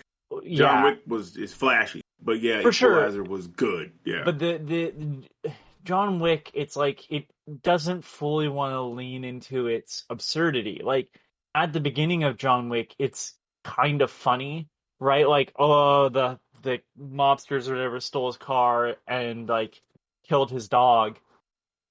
And then, you have the sequence where he's breaking out all of his equipment from the concrete in the basement, and then the Russian mobster, the boss or whatever, calls him up and it's like, come on, we can talk about this. My son's an idiot, but please. And he just hangs up the phone, and the response from the Russian mobster is like, all right, fuck, we're fucked. All right, let's do this. Like, it's like, okay, so like the joke is like, you don't fuck with John Wick, and the stupid idiot, your son of yours, fucked with John Wick, and now you have to kind of be all in because John Wick's not giving you a choice. And like that was kind of humorous.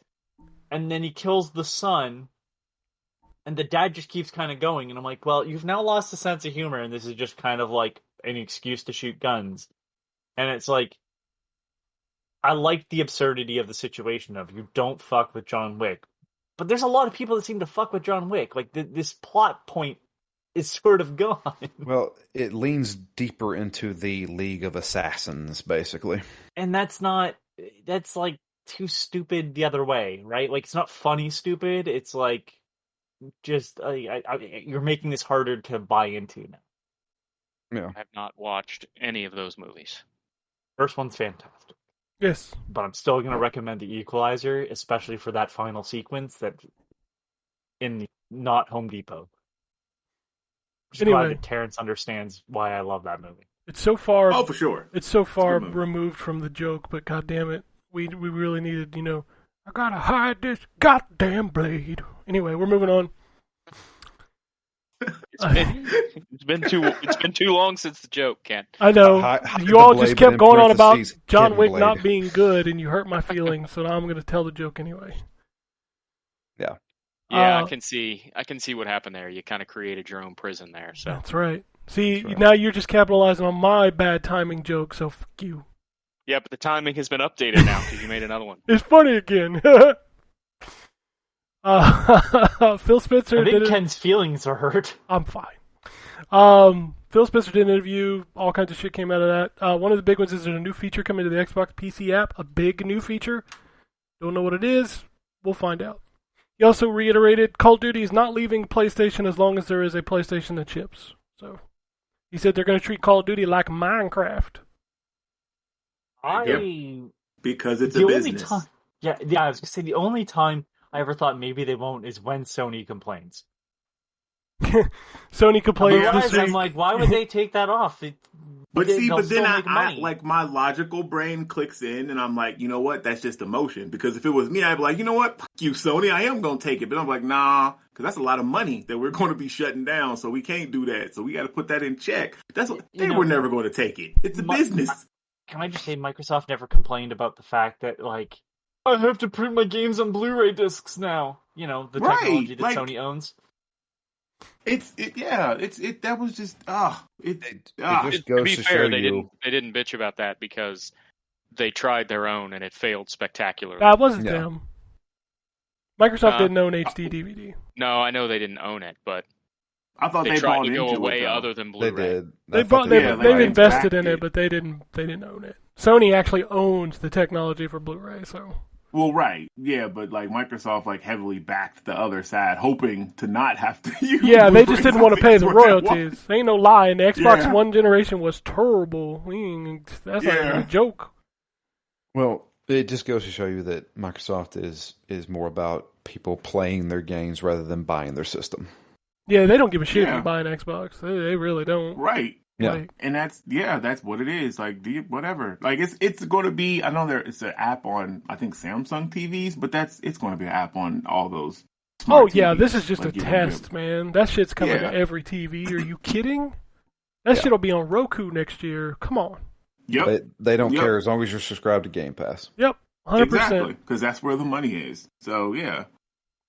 Marvel and EA have agreed to a 3-game deal. The first one obviously being the Iron Man game, which I'm going to go back to a quote we just had. That's about 5 years too late. Come on. Yep. Which, I forgot this other stuff. No. I did play the Iron Man VR game. No spoilers about Iron Man because Ryan is still like 4 years. He's still in phase 2. Yeah, you don't have to. I mean, you don't have to worry about Marvel spoilers. That pretty much that whole thing's been spoiled for me. So I'm not worried about I was that. just trying to be respectful of you not seeing I the appreciate that. phase. No, I played Iron Man VR, the demo, back when it came out, and it was okay. Yeah, it was pretty cool on the Quest I played. Like, you really feel. I mean, if you've seen at least Iron Man movies, it's like that. Like, you feel like. I mean, you played the demo, you know, like you feel like Iron Man. It's a little overwhelming to try to control with the hovering and flying and stuff, but once you get the hang of it, it's kind. Yeah, it was pretty cool. I don't think this is going to be a VR game. No, this is a single player like adventure game. Is this MCU or are they doing their own? I have separate, no clue. Like, no clue. Okay. I just know that EA and Marvel signed a deal for 3 games, and boy, that worked out well for Star Wars. So Godspeed. Yeah, that's what I was. Yeah. Oh well. Yeah. By the way, I forgot to mention when we were talking about games, I also did play Shoota's Blood and Teeth. Oh yeah. Oh, me too. Yeah, I did. Jesus. Yeah. Death Stranding, man. It's okay. It's a lot like Metal Slug, but it's a little like the this is going to sound like a pun, even though I don't intend it to be. The controls are a little sluggish. Yeah. I agree. Yeah, it's a little clunky, but it's not terrible, but it's definitely not great. I think it's made by the ones that did that Guns, Gore, Cannoli games, because it feels kind of like, because I played, I think, the first one of that one. It feels kind of like that. I need to look to see who did that one. I think it's made by the same team. But like we were saying, we only get like, you know, there's like a bajillion Warhammer games that come out, but only like 2 of them are ever good. Hopefully, Darkhold in a couple of weeks is the good one. No, I need Space Marine 2. That's what I need. Yeah. Well, that definitely, hopefully, will be good because the first one was fantastic. But yeah. We need to play. I forgot to talk about the Inquisitor Martyr. I think you're good. We just got a whole bunch of Warhammer games that people are playing and not talking about. I mean, there's like 14 a week, so it's not like we can keep up with them anyway. We talked about Inquisitor last week, didn't we? I wasn't here. Ah, fuck, I don't remember. I'm reviewing that. Inquisitor Martyr, which is like a Diablo-ish type game. It's pretty good. There you go. There's Lots of builds. I looked it up and I was like, let me look at some builds of this. I'm like, oh my god. There's spreadsheets of different types of builds in that game. That game is complex. Well, it's actually really cool. That game is also 4 years old at this point. This release is just everything. It's like the new version. This is an Ultimate Edition. And it's optimized for the new consoles. Yeah, that's what it is. Yeah, I had the original one, and that actually, Drew, I guess what attracted you, it sounds like, is what turned me off. I was overwhelmed. Because I was expecting, because I love Warhammer, I was expecting it to be like Diablo-esque, which it is, but it's a lot deeper. There's a lot. There's like a lot of stuff. There's like 8 passive skill trees, and I'm just like, wow, there's a lot here. But I mean, it's actually really cool. I mean, if you're into that kind of a spreadsheet RPG kind of thing, motherfucking Warhammer Excel. What's up? There you go. All right, we're gonna play a guessing game. Sackboy came out on the PC. The new PlayStation 5. I think it was on PS4 too, wasn't it? Or was it just PS5? What's it called? Adventures of Sackboy or something? Sackboy's Adventures or something like that. So, it came out on PS4. I own the PS4 version. On the PC, it came out. You want to guess what the peak player count was? 15. 200. 7. God, y'all are low. Oh. I'm going to say 3,000. 500. Wow. Terrence is the closest. It was 600 people peaked at that game. That's still a lot of people playing Sackboy on the PC. That is a lot. Playing Sackboy. Man. Yeah. Sackboy has really fallen off as a mascot. He's like the bastard of the Sony. How many of those are actually streamers? Maybe that's not a lot. Because they might have gave out a lot. I think this is the worst. I think it's... I'm not saying it's a bad game. I liked what I played of it and need to sit down and play more of it. I think it's the worst option to bring Sackboy to PC. Why would you not bring a Little Big Planet? That's more of what... Like, that game would be way better on PC than it was ever on console. Because you'd actually be able to have, like, mouse controls and stuff. It's not Yeah, on except PC. you'd I still thought have one the- of them was on PC. No, Little Big Except Planet you still have the shitty floaty jumping. Yeah, well, that yeah. I mean, look, we're not gonna fix everything. Sackboy's always going to jump like he's carrying a load of poop in his sack. Poop sack. Did Ken just like revert back to a child Yeah. live on this podcast? Welcome. I mean, he's talking about a sack boy. I mean, come on now. He's going to Come on. carry poop inside a I bag don't need to know. of poop inside a sack of poop and poop outside a sack Outside. outside a sack of poop. That's the sequel. Right back. That's the sequel. All right. Rumor time. Diablo 4 is scheduled for an April release. Really? I don't think it's going to happen. That's I don't either. apparently it's supposed to be announced at the Game Awards with an April 23rd release date. Man, will I'd love believe to it see when I it, see but I it. don't. Yep. Yeah. Blizzard. Hey, we didn't expect Overwatch 2 to be out in the year of our Lord 2022, but I hate to Kinda say this, here but we Overwatch are. 2 wasn't kind of ready. I was gonna say we're kind of here. Please don't release Diablo 4 at the state of Overwatch 2. Oh, it's totally 'cause, gonna happen. man, It's Auction Right. House 2.0, baby. Dude, my fear is it's going to have that shit. It's like I'm telling you, they are taking notes from Immortals. I don't want to play that. You're going to have other characters running around like an MMO kind of thing. I don't want No, to play my yeah. Diablo like that. I do not. Nobody wants that. The guarantee is going to be in it. They're going to have like, world events where people are Like all a going to hub go. and stuff, Everybody's yeah. going to be fighting the same monster. They're going to have like raids and stuff. I don't want to play that. That's not Diablo, guys. I'm sorry.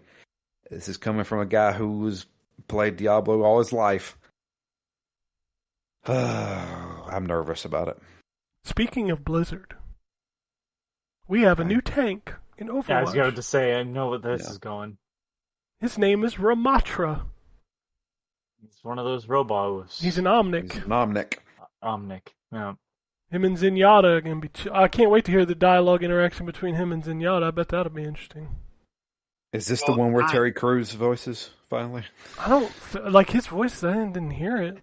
I didn't hear it either. No, I heard his voice, but it does Oh, sound you like watched- Terry Crews. I don't think it's Terry Crews because No, he talks Terry in Crews- his little that- anime thing. It was joking. It was Terry Crews was wanting to voice a character in Overwatch because he loves the game, and everybody thought he was going to be Doomfist, and then no, it's not going to be Doomfist. So it's culturally relevant now. I was catching up on Family Guy. I hadn't watched last season or this season. They made an Overwatch joke. They were doing really? They were doing a Game of Thrones spoof, and Peter walks up to Joe and he's like, "I haven't seen you in a fortnight." And Joe goes, "That's because I've been playing Overwatch." Nah. How is I that don't want to show stick a lasted gun in that my long? mouth. You know what? That show is good. Leave it be. I know you It hate is. I Family haven't Guy, but actually leave watched it be. this season either. No, I think they did a Halloween. Halloween they was did the a last movie one. episode. So like Forrest Gump and something like that. Yeah, That they was did the the last episode I Oscars saw. where they did Silence of the Lambs, Yeah, that was the last one I saw. American Beauty, which was funny, and then Forrest Gump. Yeah, I've never seen American Beauty, so I'm confused as to what that movie is really Dude, about. you- Like I was like, You what? thought Kevin Spacey was creepy from the news stories? Don't watch that movie because Don't watch that movie. Oh God! Okay. What movie are we talking movie. about? All American his movies? Beauty. All his movies? Well, all of his movies Wow. are creepy, but dude, All this his movie movies. literally starts with 7. him jerking off in the shower. Okay, I'm just. Wow. Yeah, I'm good. Okay. Yeah, the Family Guy thing was enough. All right. But no, that new tank, I actually am interested in playing them in he Overwatch. transforms. He transforms. And the banter you were talking about between him and Zenyatta should be cool because it kind of I get the whole like Magneto, Professor X, Malcolm X, Martin What? Luther King feel from the two of them. Oh, I was like, Professor X, Malcolm X. Where are we going? What's happening? Sorry. I mean, that but is yeah. a known thing with the X-Men. is Okay, that- I don't know that, so that was just weird to me. well, I mean, if you even look down at their characters, right? They're two people. They share similar traits, and yet they are going about go about their it differently. oppression differently. Yeah, the philosophies, because like he's, I don't know the new tank's name. I'm sorry, but he's all about like, we need to build a world for the Omnics. Like we can do this, and Zenyatta is more the peaceful side. I was like, oh, okay, I dig it. All right. All right, let's talk about Square Enix for a minute. Oh boy. We'll start with Symbiogenesis. Remember when we all thought that was Parasite Eve? Boy, that was a fun time. That was a lie. That's not a Parasite Eve game, motherfucker. That's an NFT. That's not a game. It's an NFT. Parasite Eve is What dead. Parasite Eve is dead. It was Aya dead Bray with is the third birthday. dead. They can't even use Parasite Eve anyways. No. So That's why it's called the third birthday. They own the rights to the characters, but because Parasite Eve, the game, is a sequel to the book. yes, which is also a movie. Yeah. I have seen that movie. Oh, I didn't know it was a book and a movie. The All movie right. is only in Japanese. It's subtitled. I mean, the book is mostly found in Japanese too. It has been translated. It's just not as common as you'd expect. Yeah. Oh, okay. Next up on the Square Enix docket, let's talk about Yoshi P and his comments about Final Fantasy 16 diversity.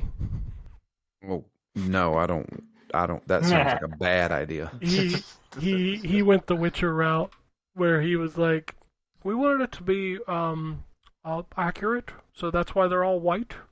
It's Oh, I read fantasy. that. It's No, Final more- fantasy. More importantly, accurate to fucking what? So what? To what? What in this series has been accurate to anything? Just look Hey. outside your window, Anthony. Have you ever seen a non-white person riding a chocobo? Ugh. I have. I want you to know I have. Barrett makes more sense in Barrett the world Wallace. of Final Fantasy than 90% of the other characters, including Cloud. So we've had this conversation on this show before, specifically as it related to Superman. And I will say again that it is the peak of ridiculousness to have a game with magic and monsters and all that stuff, and then be like, yeah, but you know what really makes it unrealistic? Is anyone who's not white. A person of color Yeah. makes it unrealistic. The conversation about Superman was a bit more nuanced than that. It He's a wasn't the fucking denial of alien. who gives a shit. Superman what color flies and gets his power from the yellow sun, but that only really works if he's a white guy. Yeah, it only works if he's Right. white. My issue still to this day is I don't give a shit what color Superman is, but if you're gonna put him in Kansas and he's gonna be a black guy and you're not gonna and to white parents, I'm gonna be like, maybe you should address some things with it. There's definitely a potential for a story there. I would be interested to see it. Do I trust Warner Brothers to do it well? Absolutely not. Man, there absolutely is potential for a story. I never even thought about that. But bringing it back to the Final Fantasy, yeah, that's wild. Also, they're all new characters. It's not like we're getting Cloud, who's black. Right. You know what I Like, mean? Like these are new characters. You Oh you man, have they full really control. missed an opportunity not making Cloud black. Actually, It's like- yeah. He It's could have just- been a black cloud. It's just one of those things where it's God like, damn it, Ryan. we need to be realistic to our world. Motherfucker, you're building the world. Dude, motherfuckers No, running around on It's giant brand chickens. new. You know how Not many even- jokes they could have made about a black cloud hanging over the entire affair? I mean, yeah. And he was like always, kind of, sad or whatever, like Sullen, in the beginning right? parts of it. Like sullen, Yeah. yeah, I can think of a good word. Yeah, Oh like that god, would be you're perfect. right. Black Cloud does make more sense to the story than Yes! the puns you can make. That'd have been perfect. See? Oh my god. Or if See, y'all that's, make that's a the time when diversity would have helped your franchise. y'all make the sword Yep. size joke, I'm out. But it's just like it's not to bring up Think about JK that. All right, not I to won't bring bring up that up. J.K. Rowling, but it's like you have full control over the universe. Why are your wizards shitting on the floor? You want an even worse joke? Where do black clouds float? In the air, guys. Oh god damn it. Oh. That took some brain power. Yeah. Oh man. Oh. Oh god. Oh, Okay. my legs are cramping. I'm just the fucking douche chills off of that. Oh, Jesus Christ, this is the quality. God we, bless we, the ring. we need to start a Patreon for Ryan's jokes. What's going on? Oh goodness. I But feel no, like that is messed up. I feel like it's bad that we had a more diverse cast from 1997 than we do now. Right? Yeah. That's yeah. Yeah. I mean, we had Asian, white, black. There was even a dog. That's Yeah. diversity Yes, right all there. the races covered. And Black, party. Asian, white, dog. Dog Yeah. I can't. and pink Vampire. and pink We had a fucker. vampire. Kite Sith, whatever the fuck he was. It was a cat. Yeah, there you There's a go. cat. Fucking There's a cat. Vampire. Yeah, so we got cats and dogs living together. Mass Seven's hysteria. cast was super diverse. Exactly, Jesus. right? I don't know. I guess that's why Final Seven is the Fantasy's GOAT. 8 It checks all the cast boxes. a bunch of emo kids, so Dude, that was an episode of Positive. 90210 Fantasy Edition. Oh, ugh. still better Um, if you take the Leon's dead. Yeah, Squall. Squall's Dead. dead. Squall is Theory. dead. Is dead. Squall should Yeah. be dead with his gun sword. Fuck off. And then 9 was you played a monkey. 9 boy. is weird. 9 is. They all 9 have is a tails. I mean, throwback. that's where the furry thing came from, right? 10 has a cast, all right. Yeah, 10 has a cast. There was a cat guy. Oof. Yeah. All the people in 10 were white, weren't they? Well, what's his name? Waka. Waka. Yeah, I mean he's kind of Polynesian looking. except he's Islander. got Yeah, orange hair. Polynesian. Yeah. And you had the cat guy. I can't remember what his name is. Final Fantasy 12 is the world of tactics. Dude, that's so- about the bunny ladies. That's what that game's about. That's where they come from. Is the tactics Yeah. universe? It's the same director. Yeah. And then Well, that's the one that's in 14. Let's That's stay in off of Iblis, I 13. think. We had to edit a podcast to talk about 13 at one point because Jason doesn't think about it when he talks. What was his name? Zaz? I don't Would you remember his spoil name. it? 13. Zaz. Yeah, I think his name Yeah, is Zaz. Zaz. He's got the chocobo, whatever the fuck you Stop. call it, in his hair. And Stop. his afro? Yeah. Stop. Oh, the black dude. Yeah, that's right. I forgot Yeah. about that guy. Don't worry, you forget about everybody except for Lightning because she's the only one on the covers. Yeah, no, I played 13 up to a point and then I stopped. I was like, this isn't good. I'll be honest. 13 is the only ones I didn't finish. So here's the Picked thing. up- 13-2 is a fantastic game. What about 13-2 Lightning is Returns really No. good. with your Yeah, you do. with your fashion? Ah, And Thing. then 15 was like, here's remnants from a game we didn't finish. Do something with it. With four So, white I dudes guess in an four white expensive dudes. car. Yeah, 4 white dudes. And then like again, my favorite part is you can tell which parts of those games are like added later. Like, oh, here's a big fat Yeah. guy who looks American. It's clearly the other director who made that character. All right, let's move on to the next news story. Embracer has shut down Onoma, which was formerly Square Enix Montreal, which just announced its new name 3 weeks ago. Some of the staff will be moved to Eidos Montreal. Eidos has also canceled an unannounced game, and Eidos is also working with Xbox on games like Fable and Perfect Dark, obviously with Crystal Dynamics. This is the first studio I think that's been publicly talked about that Embracer bought and then just shut down. I actually was going to ask that because I know they own a lot, but like I don't think I've heard of them actually shutting stuff down. So Why- I wonder what happened there. Yeah, why buy a company just to shut it down? It wasn't like that company owned any properties. Well, that company was Yeah. part of a bigger purchase. They also are the studio that was behind all the Go games, so like Hitman Go and Lara Croft Go and Right. The mobile stuff. yeah. A couple other things that came out of this report. A new IP has been recently rescoped. A new Deus Ex is very, very early. And again, the Xbox partnerships. I guess Eidos Montreal is working with Xbox on Fable, and Crystal Dynamics is working with Xbox on Perfect Dark. I never asked for this. So we have a new Deus Ex coming. I love how that's the thing that everybody goes to, but that voice actor is actually fantastic. He is a fantastic voice actor. Elias Tufexis. Yeah. Yeah, he's the voice of either Zeus or God, the Titan who gets his heart eaten out Zeus, by crows in father of Apollo. Immortals. Don't fuck with me, I'll shove a lightning bolt up your Prometheus. ass. Zeus? Yeah, he's fantastic. Yeah. And stop. Just stop. Were That's the a other great Deus fucking Exes line. good? The only one I Shut played up. was the original one and the sequel, which I love. The Denton story was the one. Yeah, the newer Mankind ones. Divided. Yeah, the newer ones are pretty good, I'd say. Okay. Human Revolution was better than Mankind Divided. Agreed. All right. Which generation of Deus Ex do you like, blue or yellow? I like the blue generation better. Blue? Me too. I like the Dabba blue. dee, I mean, dabba the doo. blue was the only one I played. I prefer all my characters looking like they're from the Matrix without like having gaudy fashion on.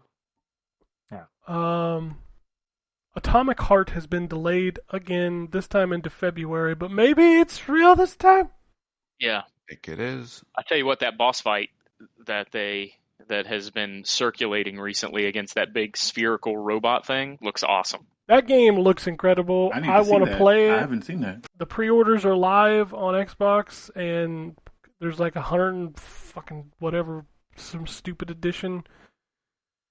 Hold on, I'll give you the price. Because everything has 50 different editions. But if the pre-orders are live, that means it is real. Woohoo! Because I do want to play that. That is not that true means because that's they were not also true. taking pre-orders on Prince of Persia Remake. So you're just out here just like putting black clouds over people's parades. Is that what you're doing? Up in the air, guys. I call them dark clouds. Thank you. 109.99 for the premium edition of Atomic Heart. How much? 109.99. You get the game a day early because that's exactly when they'll finish it.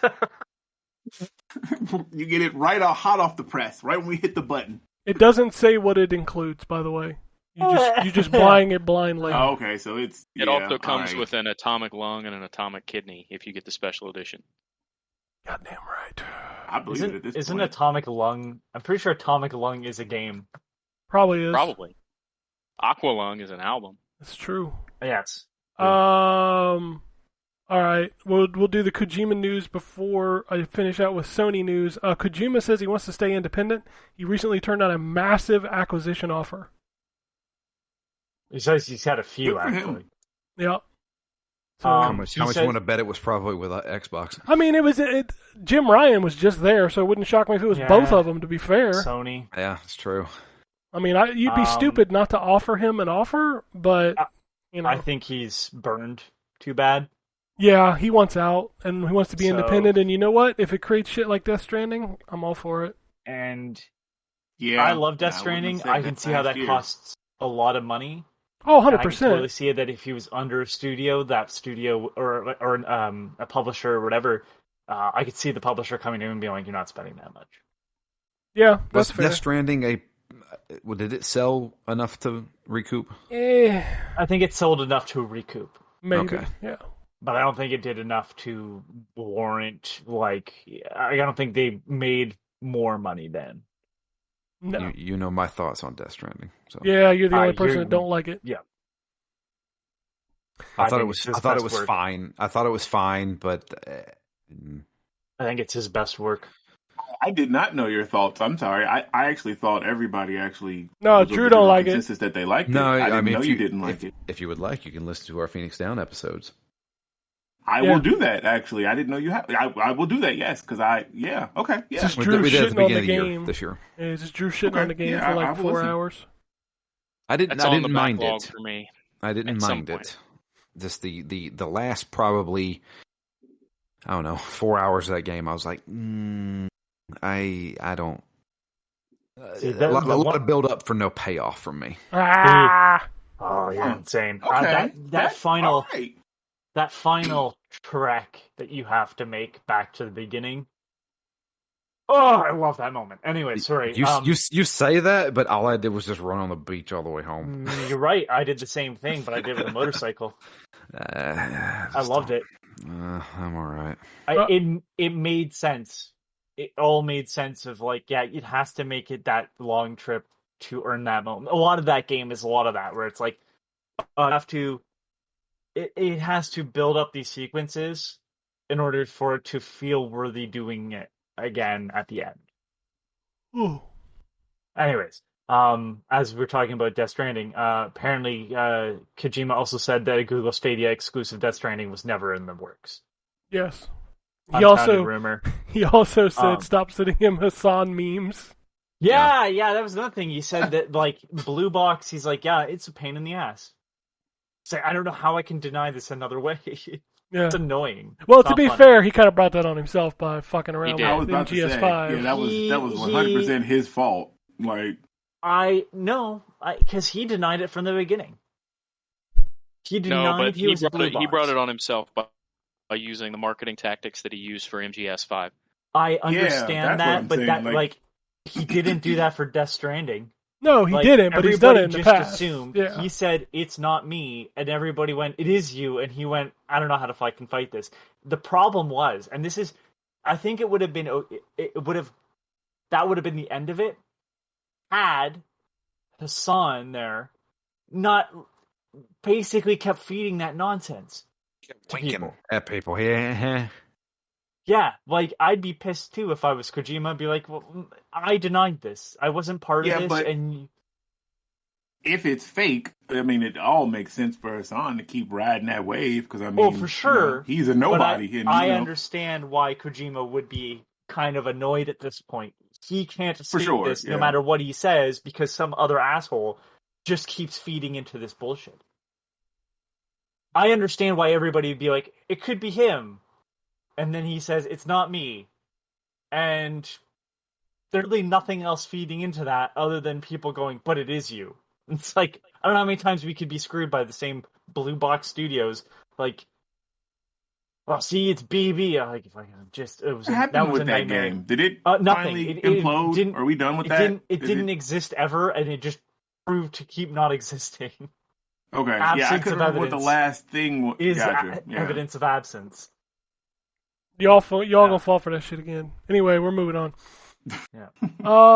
PlayStation Plus stuff came out.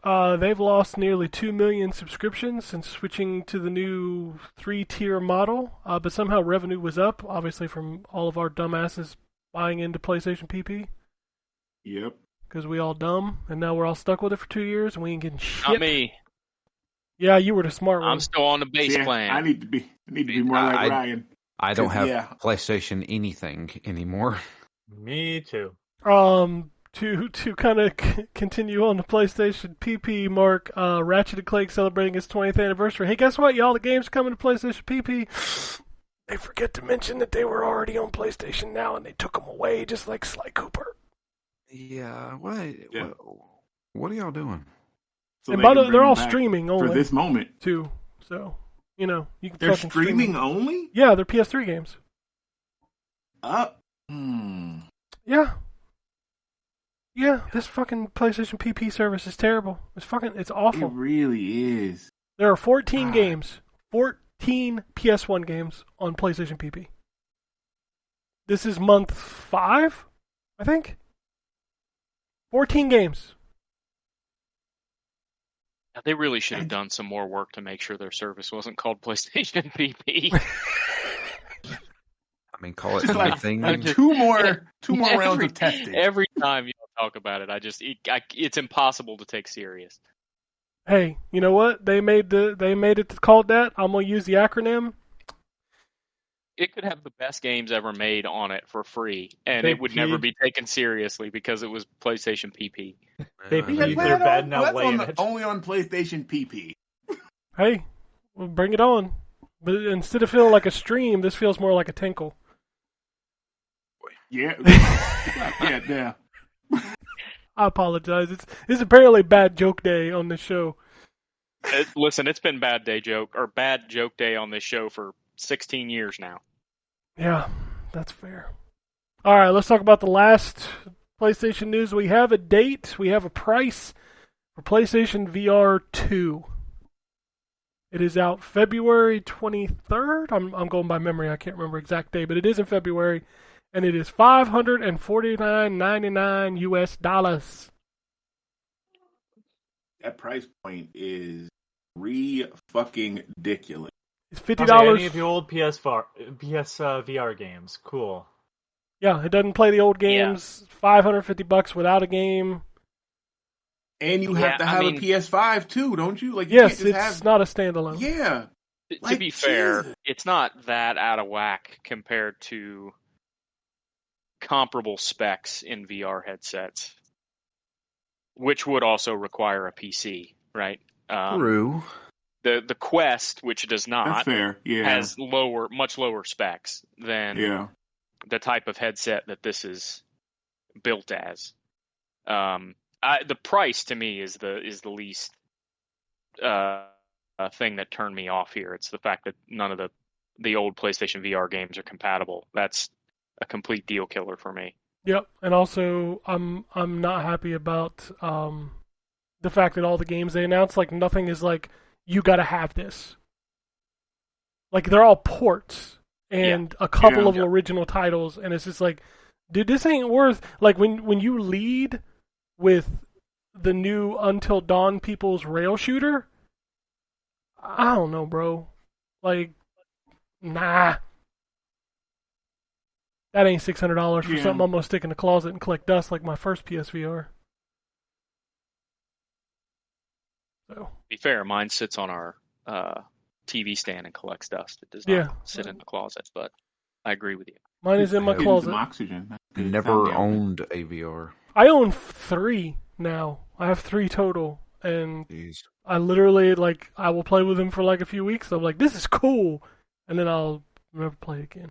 What's the third one? Terrence gave me his extra Meta Quest, so I got that yesterday. No, I know that, but what's the Quest, PlayStation VR? What's the? I have the original Oculus. Oh, that one's really the deep. Rift? That one's really deep in the closet. That's the one with the little camera stand things you got to put up to so it can see the headset. Yeah, I got one of those deep in the closet somewhere. So yeah, they're cool for a minute. I don't know. Yeah, VR is cool. Like I said, I played that Iron Man game on because I have a Quest. Like I play it. I don't think I've ever. Yeah, no, it's not something that you invest. Like me personally, will sit and play for hours on a time, at a time, like you will a traditional video game. I don't know if it's just the novelty wears off or whatever, but it's just meh. It also starts to give hurt my eyes after a while. It starts to hurt my That head too. and my There's eyes. a lot of strain. Yeah. That headset, none of these headsets are light, dude. No, they're not. No, they're you leave them on your head for 20, 30 minutes. You're like, ugh, I need to take this off. I don't know, $550. That's a lot. When you ain't got the games to back it up, I just. Because what Ryan said is right. It is comparably, I guess, priced, and then that does make sense. Because the new Meta Quest Pro, I think, is $1,100. So the price of getting this and a PS5 console, you'll have essentially the same thing. But the fact that it's not backwards compatible, that does hurt. Because I did like that Eve Valkyrie game on VR. That was, I think, the only game I really kept going back to. That was a lot of fun in multiplayer. But yeah, and Star Trek, I played that too. But yeah, that sucks that none of that stuff is backwards compatible. It's also worth noting that this thing will only be available directly from PlayStation for the first bit. I mean, that sounds like PS5s as well. Well, no, you could buy those in Walmart at launch. Sure, you can. I bought mine at launch. Amazon. Yeah, I know what you mean. But I'm talking it's still easier to just try to get one from Sony at this point than fucking anywhere else. Yeah, there is a bundle with Horizon Call of the Mountain for $600. There's also a charging station that's $50. Which, am I wrong? Have we seen Horizon Call of the Mountain yet? Have they showed anything from it? Yes, they showed it at the last State of Play. Yeah. Okay. I mean, it looks like Horizon in VR. I mean, I don't know what to say. But yeah, as I mentioned in the Discord, I think a big part of the success of this is going to be whether or not they can leverage some of those existing properties they have into VR. I mean, but yeah, I mean it's tough because you've got all those studios working on other games. It would be great if PlayStation VR led to us getting a really good VR Spider-Man game, but I can't imagine they're going to pull Insomniac off working on 2 to make a Spider-Man VR. I mean, Insomniac's also making Wolverine. Don't forget about that. Right. It's yeah, nah. VR Wolverine game could be fun too. Yeah, it would be fun. Yeah, I don't know. I I'll be interested to see how this thing plays out. I don't want one, and I was actually in the boat of wanting a PlayStation VR, but I don't want this one. See, I would just want it because of my graphics horror side, because it looks so much better than my Quest graphically. But like I said, like the the majority of the games outside of the original ones that they're launching with, I already have or I've played on my Quest. So Right. yeah. All right, that's all the news that I have. I like some. Yeah, and the other thing I'll say about just quickly about the Quest that we likely will not get with PlayStation VR is the Quest is very easy to get mods for all the games on, Oh yeah. which yeah. also extends the playability and stuff. I mean, my son plays the crap out of Blades and Sorcery, but he wouldn't play it as much as he does or if it wasn't for the ease of being able to install a whole bunch of cool different mods on. Like Beat Saber on PlayStation doesn't have the same value, essentially, because That's another one it lacks on Quest, yeah. it lacks the mods that put in Right. new songs. Yep. Yeah, So- you can use your own songs on with the BML or whatever that thing is on my Quest. But yeah, you're right. I didn't think about that. The modding stuff.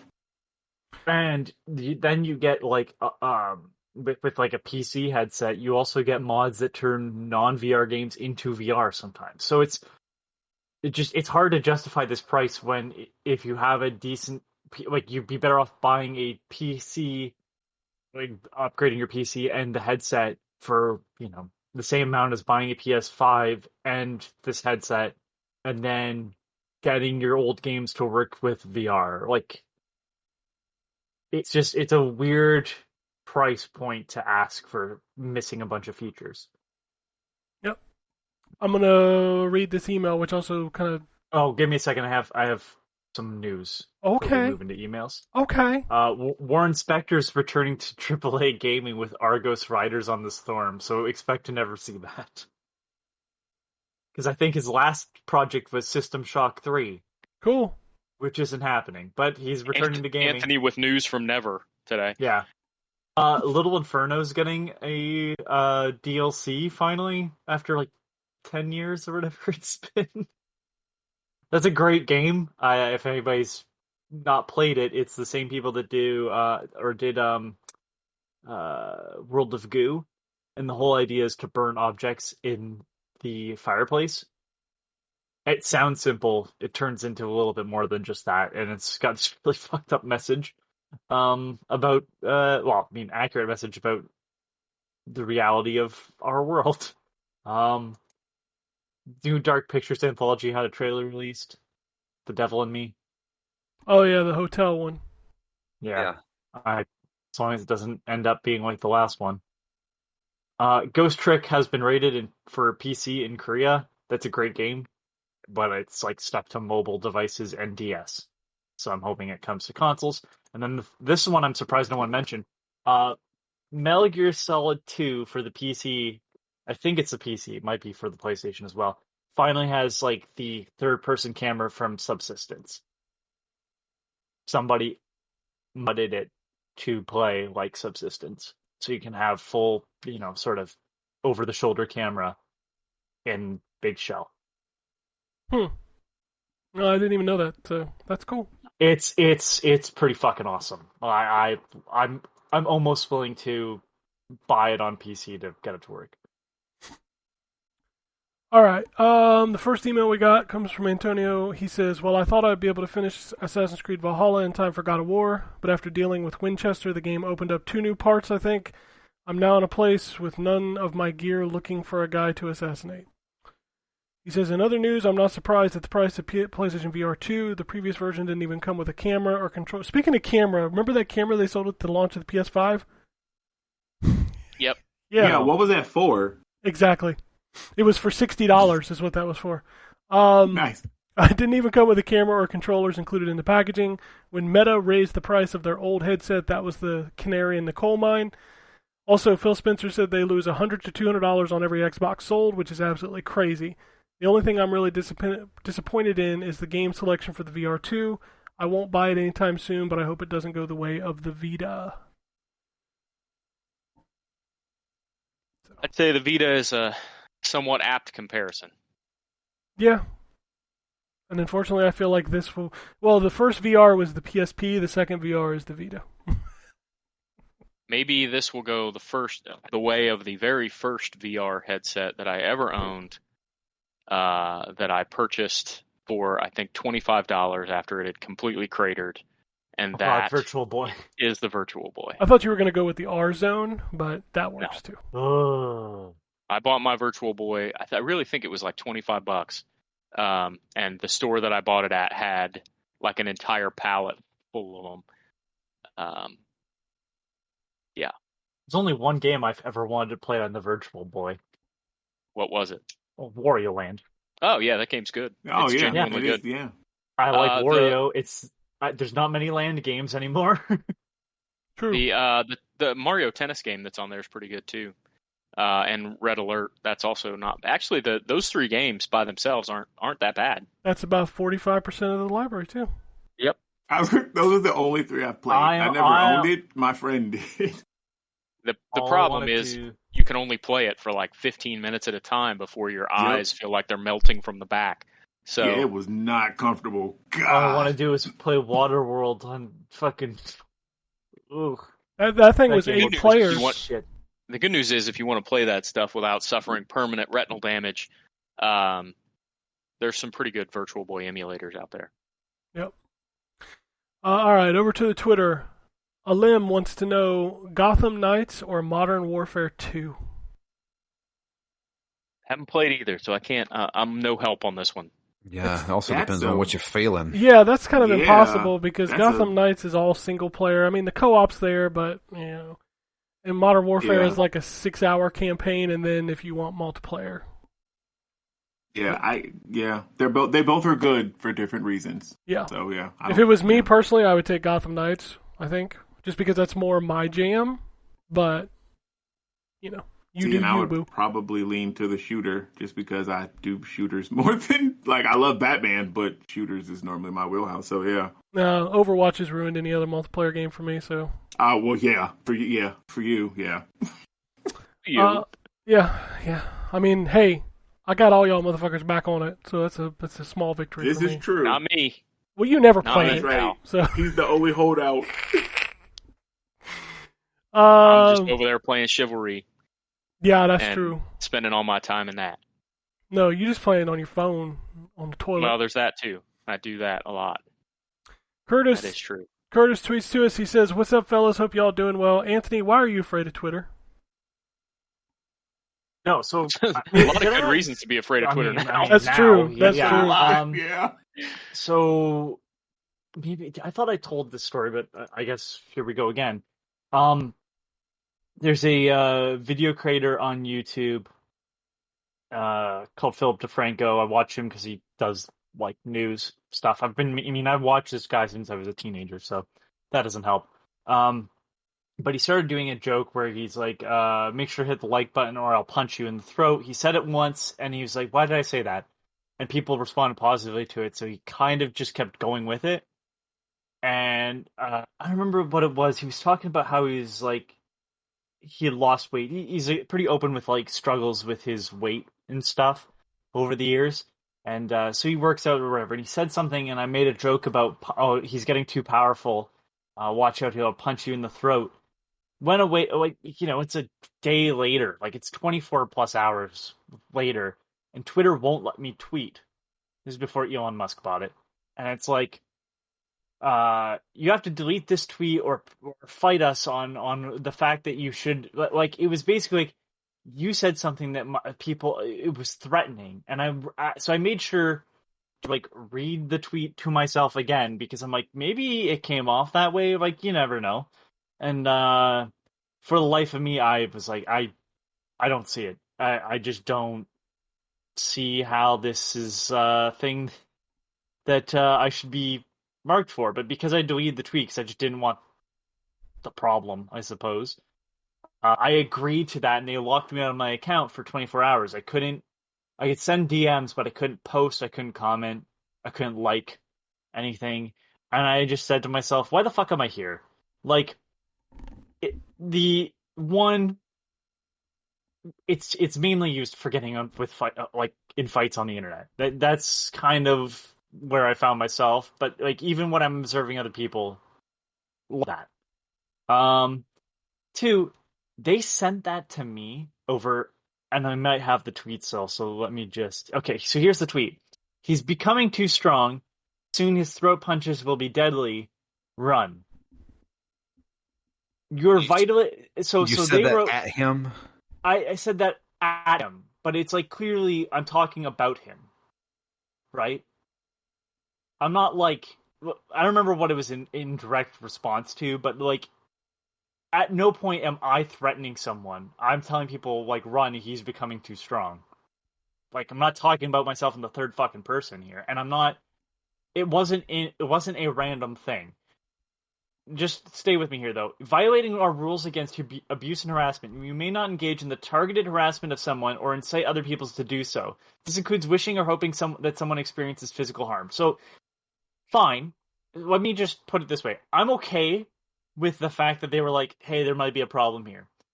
My issue comes from the fact that their fucking support system was complete shit when my friend got fucking harassed and told to kill herself and had an account that started up that was literally kill her tag. Like it was her last name was her @ and somebody made an account that just was kill her last name, right?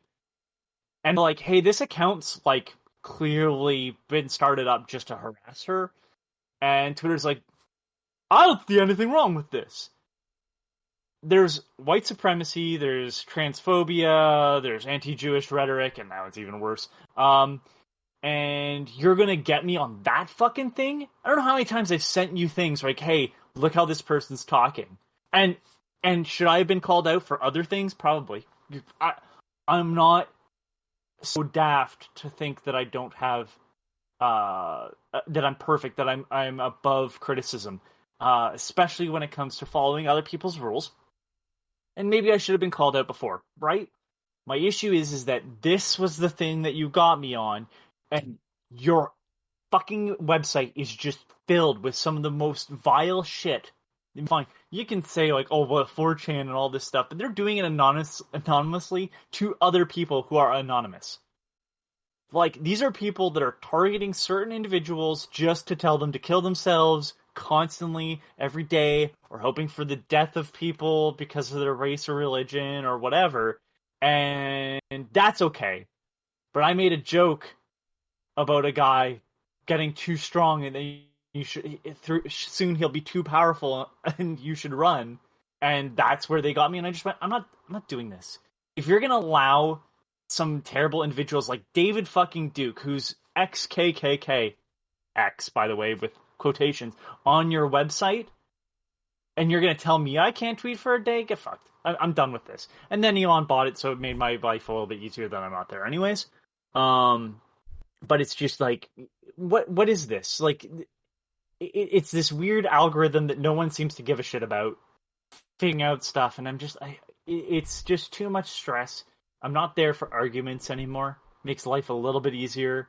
I think I'm not as angry all the time because I just don't see it. It's a little bit nicer on my life. But I should note at the same time, that same day, I went, why do I have Facebook either? Literally, why do I have these things? And the reality is like, you stick around because you think you have to, but there's no benefit really unless you're running a business. What is any of this offering to you?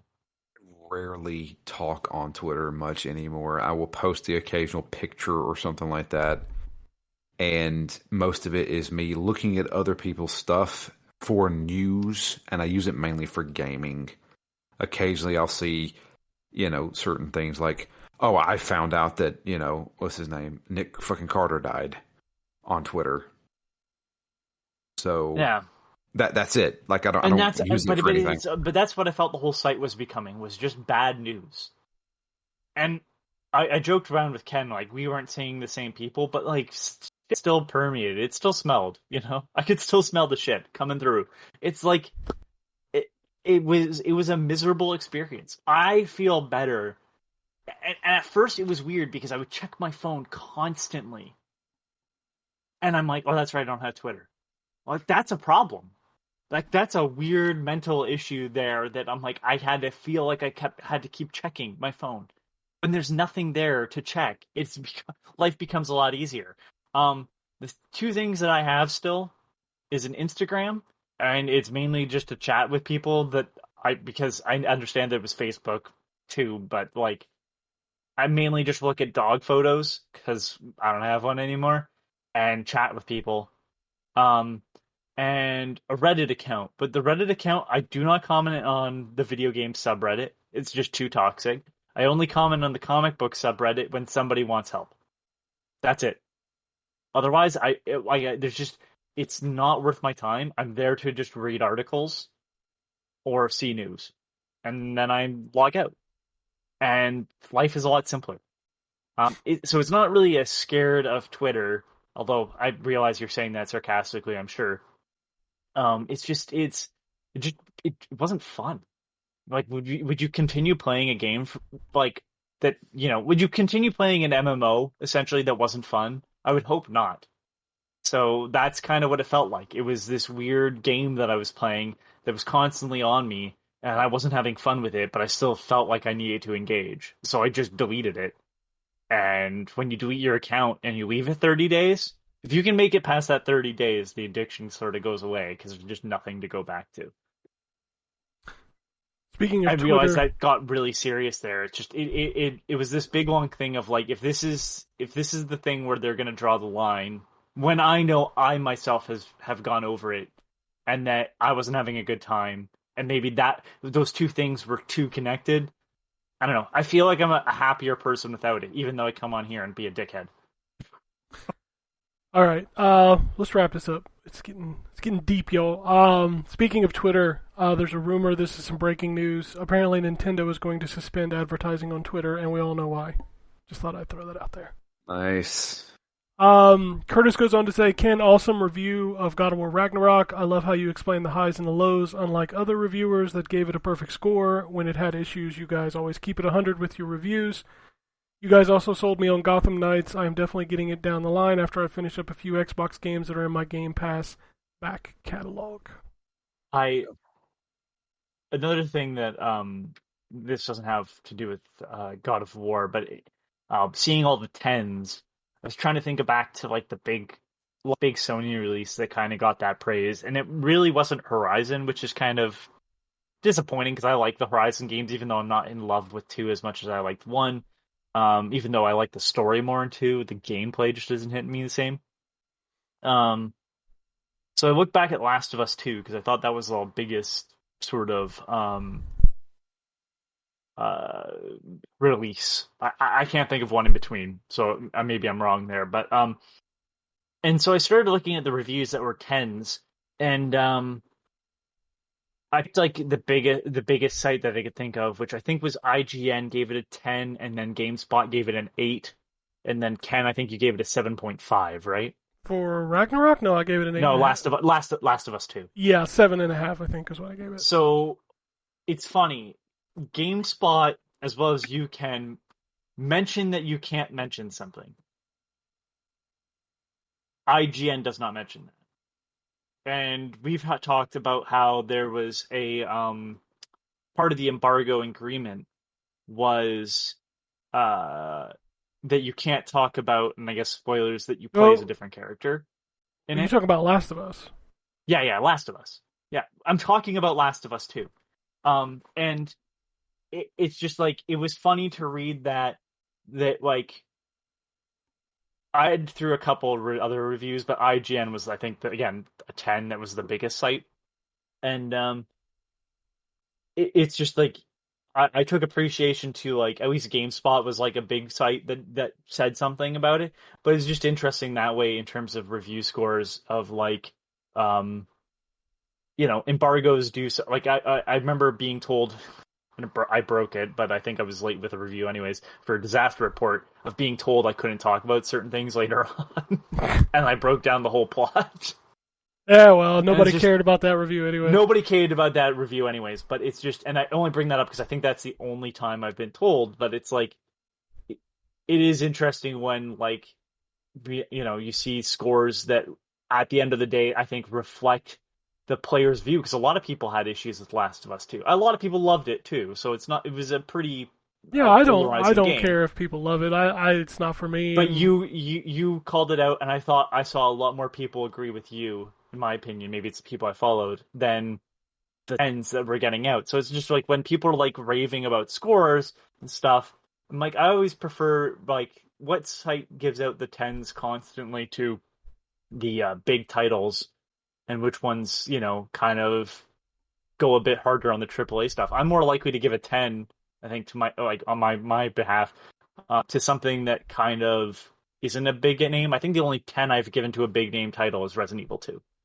Well, that deserves it. And well, that was my first sort of big horror game too, right? So like, it kind of blew my mind. But yeah, it just I like this is me kind of patting everybody else on the back, not myself. I that's how I got onto this, right? Was a bunch of real people talking about video games. So just to ride Curtis's compliment. Thanks, guys. Oh, well, no. That's what like I told you, I think it was last week, when I told the PR guy, he asked me about lead time. I was like, dude, we're all just dudes that like to play video games, so it's fine. Yeah, that's, I ain't worried about when my review goes live. If I can hit embargo, awesome. I try my best. But if I don't care if I miss the clicks. That's not the important thing. Yeah, sorry, boss. We have full-time jobs. Yeah. And that's the other thing, too. Somebody, going back to Reddit, I ended up not commenting. I wanted to and told myself, no, this is why you left Twitter. The person that was bringing up the fact that, like, God of War had a big lead time for embargo, but Sonic doesn't. Embargo doesn't really mean anything other than, like, this is when you can start talking about it. And part of the reason why it's there is because that way people kind of know when they can start, so it should give them enough lead time to play the game instead of trying to rush through everything to be first. Because being first means a lot to websites that get their money off of clicks. Yeah. And so all that's doing is making sure that the publisher has done something so that they are not giving IGN or GameSpot or whoever preferential treatment. You will see that sometimes, though. IGN is the only person that gets the preview. But for reviews, they generally don't want anyone to get the upper hand, because then it's the same thing like street dates for stuff. Yeah, like they do within stores, same thing. Yeah, so everybody has a fair shot of getting it. It's and then in that way it also means that like they're not. So with street dates and with like reviews, would you benefit from giving lower scores or higher scores if you're the only person getting to put out a score? Right? Same with like selling the game. You could increase the price of that game if you were selling it before everybody else. Yep, because it's street dated. Obviously, you're not going to do that because I can just go across the street and get it for the same price. And that's the point of the embargo when it comes to reviews. All right, let's end the show with a couple tweets from Alemi. He says, has anyone tried The Secret Within? I don't even know what that is. I don't know what that is. Secret. And he also says, what is Rusty Lake all about anyway? Oh, Rusty Lake is a series of like point and click games. Maybe that's part of the series. Rusty Lake is part of the Cube Escape series. I don't know why they called it. You said it was The Secret Within, Ken? The Secret Within, that's what he typed. Because The Path Within is a new game from that company. There's Aurora Secret Within. That's all I'm seeing here. I think it's meant to be The Past Within, which is a new co-op game from Rusty Lake. Oh, okay. I don't know anything about it. Those are neat games. I have not finished most of them, but there's some neat titles. Perfect. All right. Well, that's all I've got for this week. If you want to tweet at us, it's at N4G Podcast. If you want to shoot us an email, podcasts@ztgd.com. If you want to follow us on Twitter, Ryan is at Wombat RP. He's currently on blackout, so he ain't gonna be tweeting. That's correct. Terrence is at Lord Magnus. Drew is at DML Fury, and as Anthony mentioned, he does not partake in the Twitter. You can follow the site at ZTGD content. You can follow me at ZTGD. You can check out Phoenix Down. What's up? No show this week. Yeah, no show this week. We unfortunately were not able to record, but we will be back next week to finish off Yakuza 6. Oh snap! The end of the original series. That's right. It's over. Can't believe you guys actually have made it. Every game. It's crazy. Yeah, every game. But I don't have anything else, so unless anybody has anything else, we can get out of here. Peace, bitches. Alrighty. And it goes something like this. Epic fail.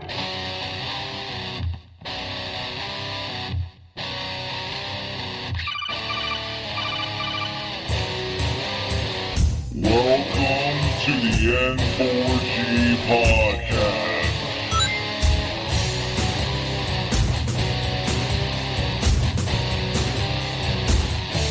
Oh, you can...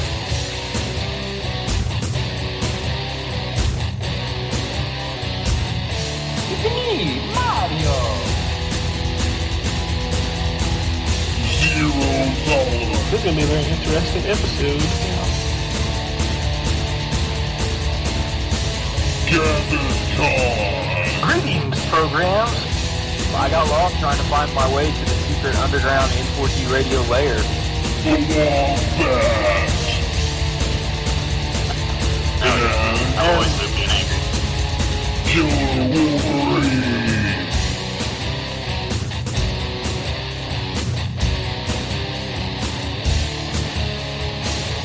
Play games, not consoles. No fanboys allowed. And then I killed the dragon. 8.0. Killed the dragon.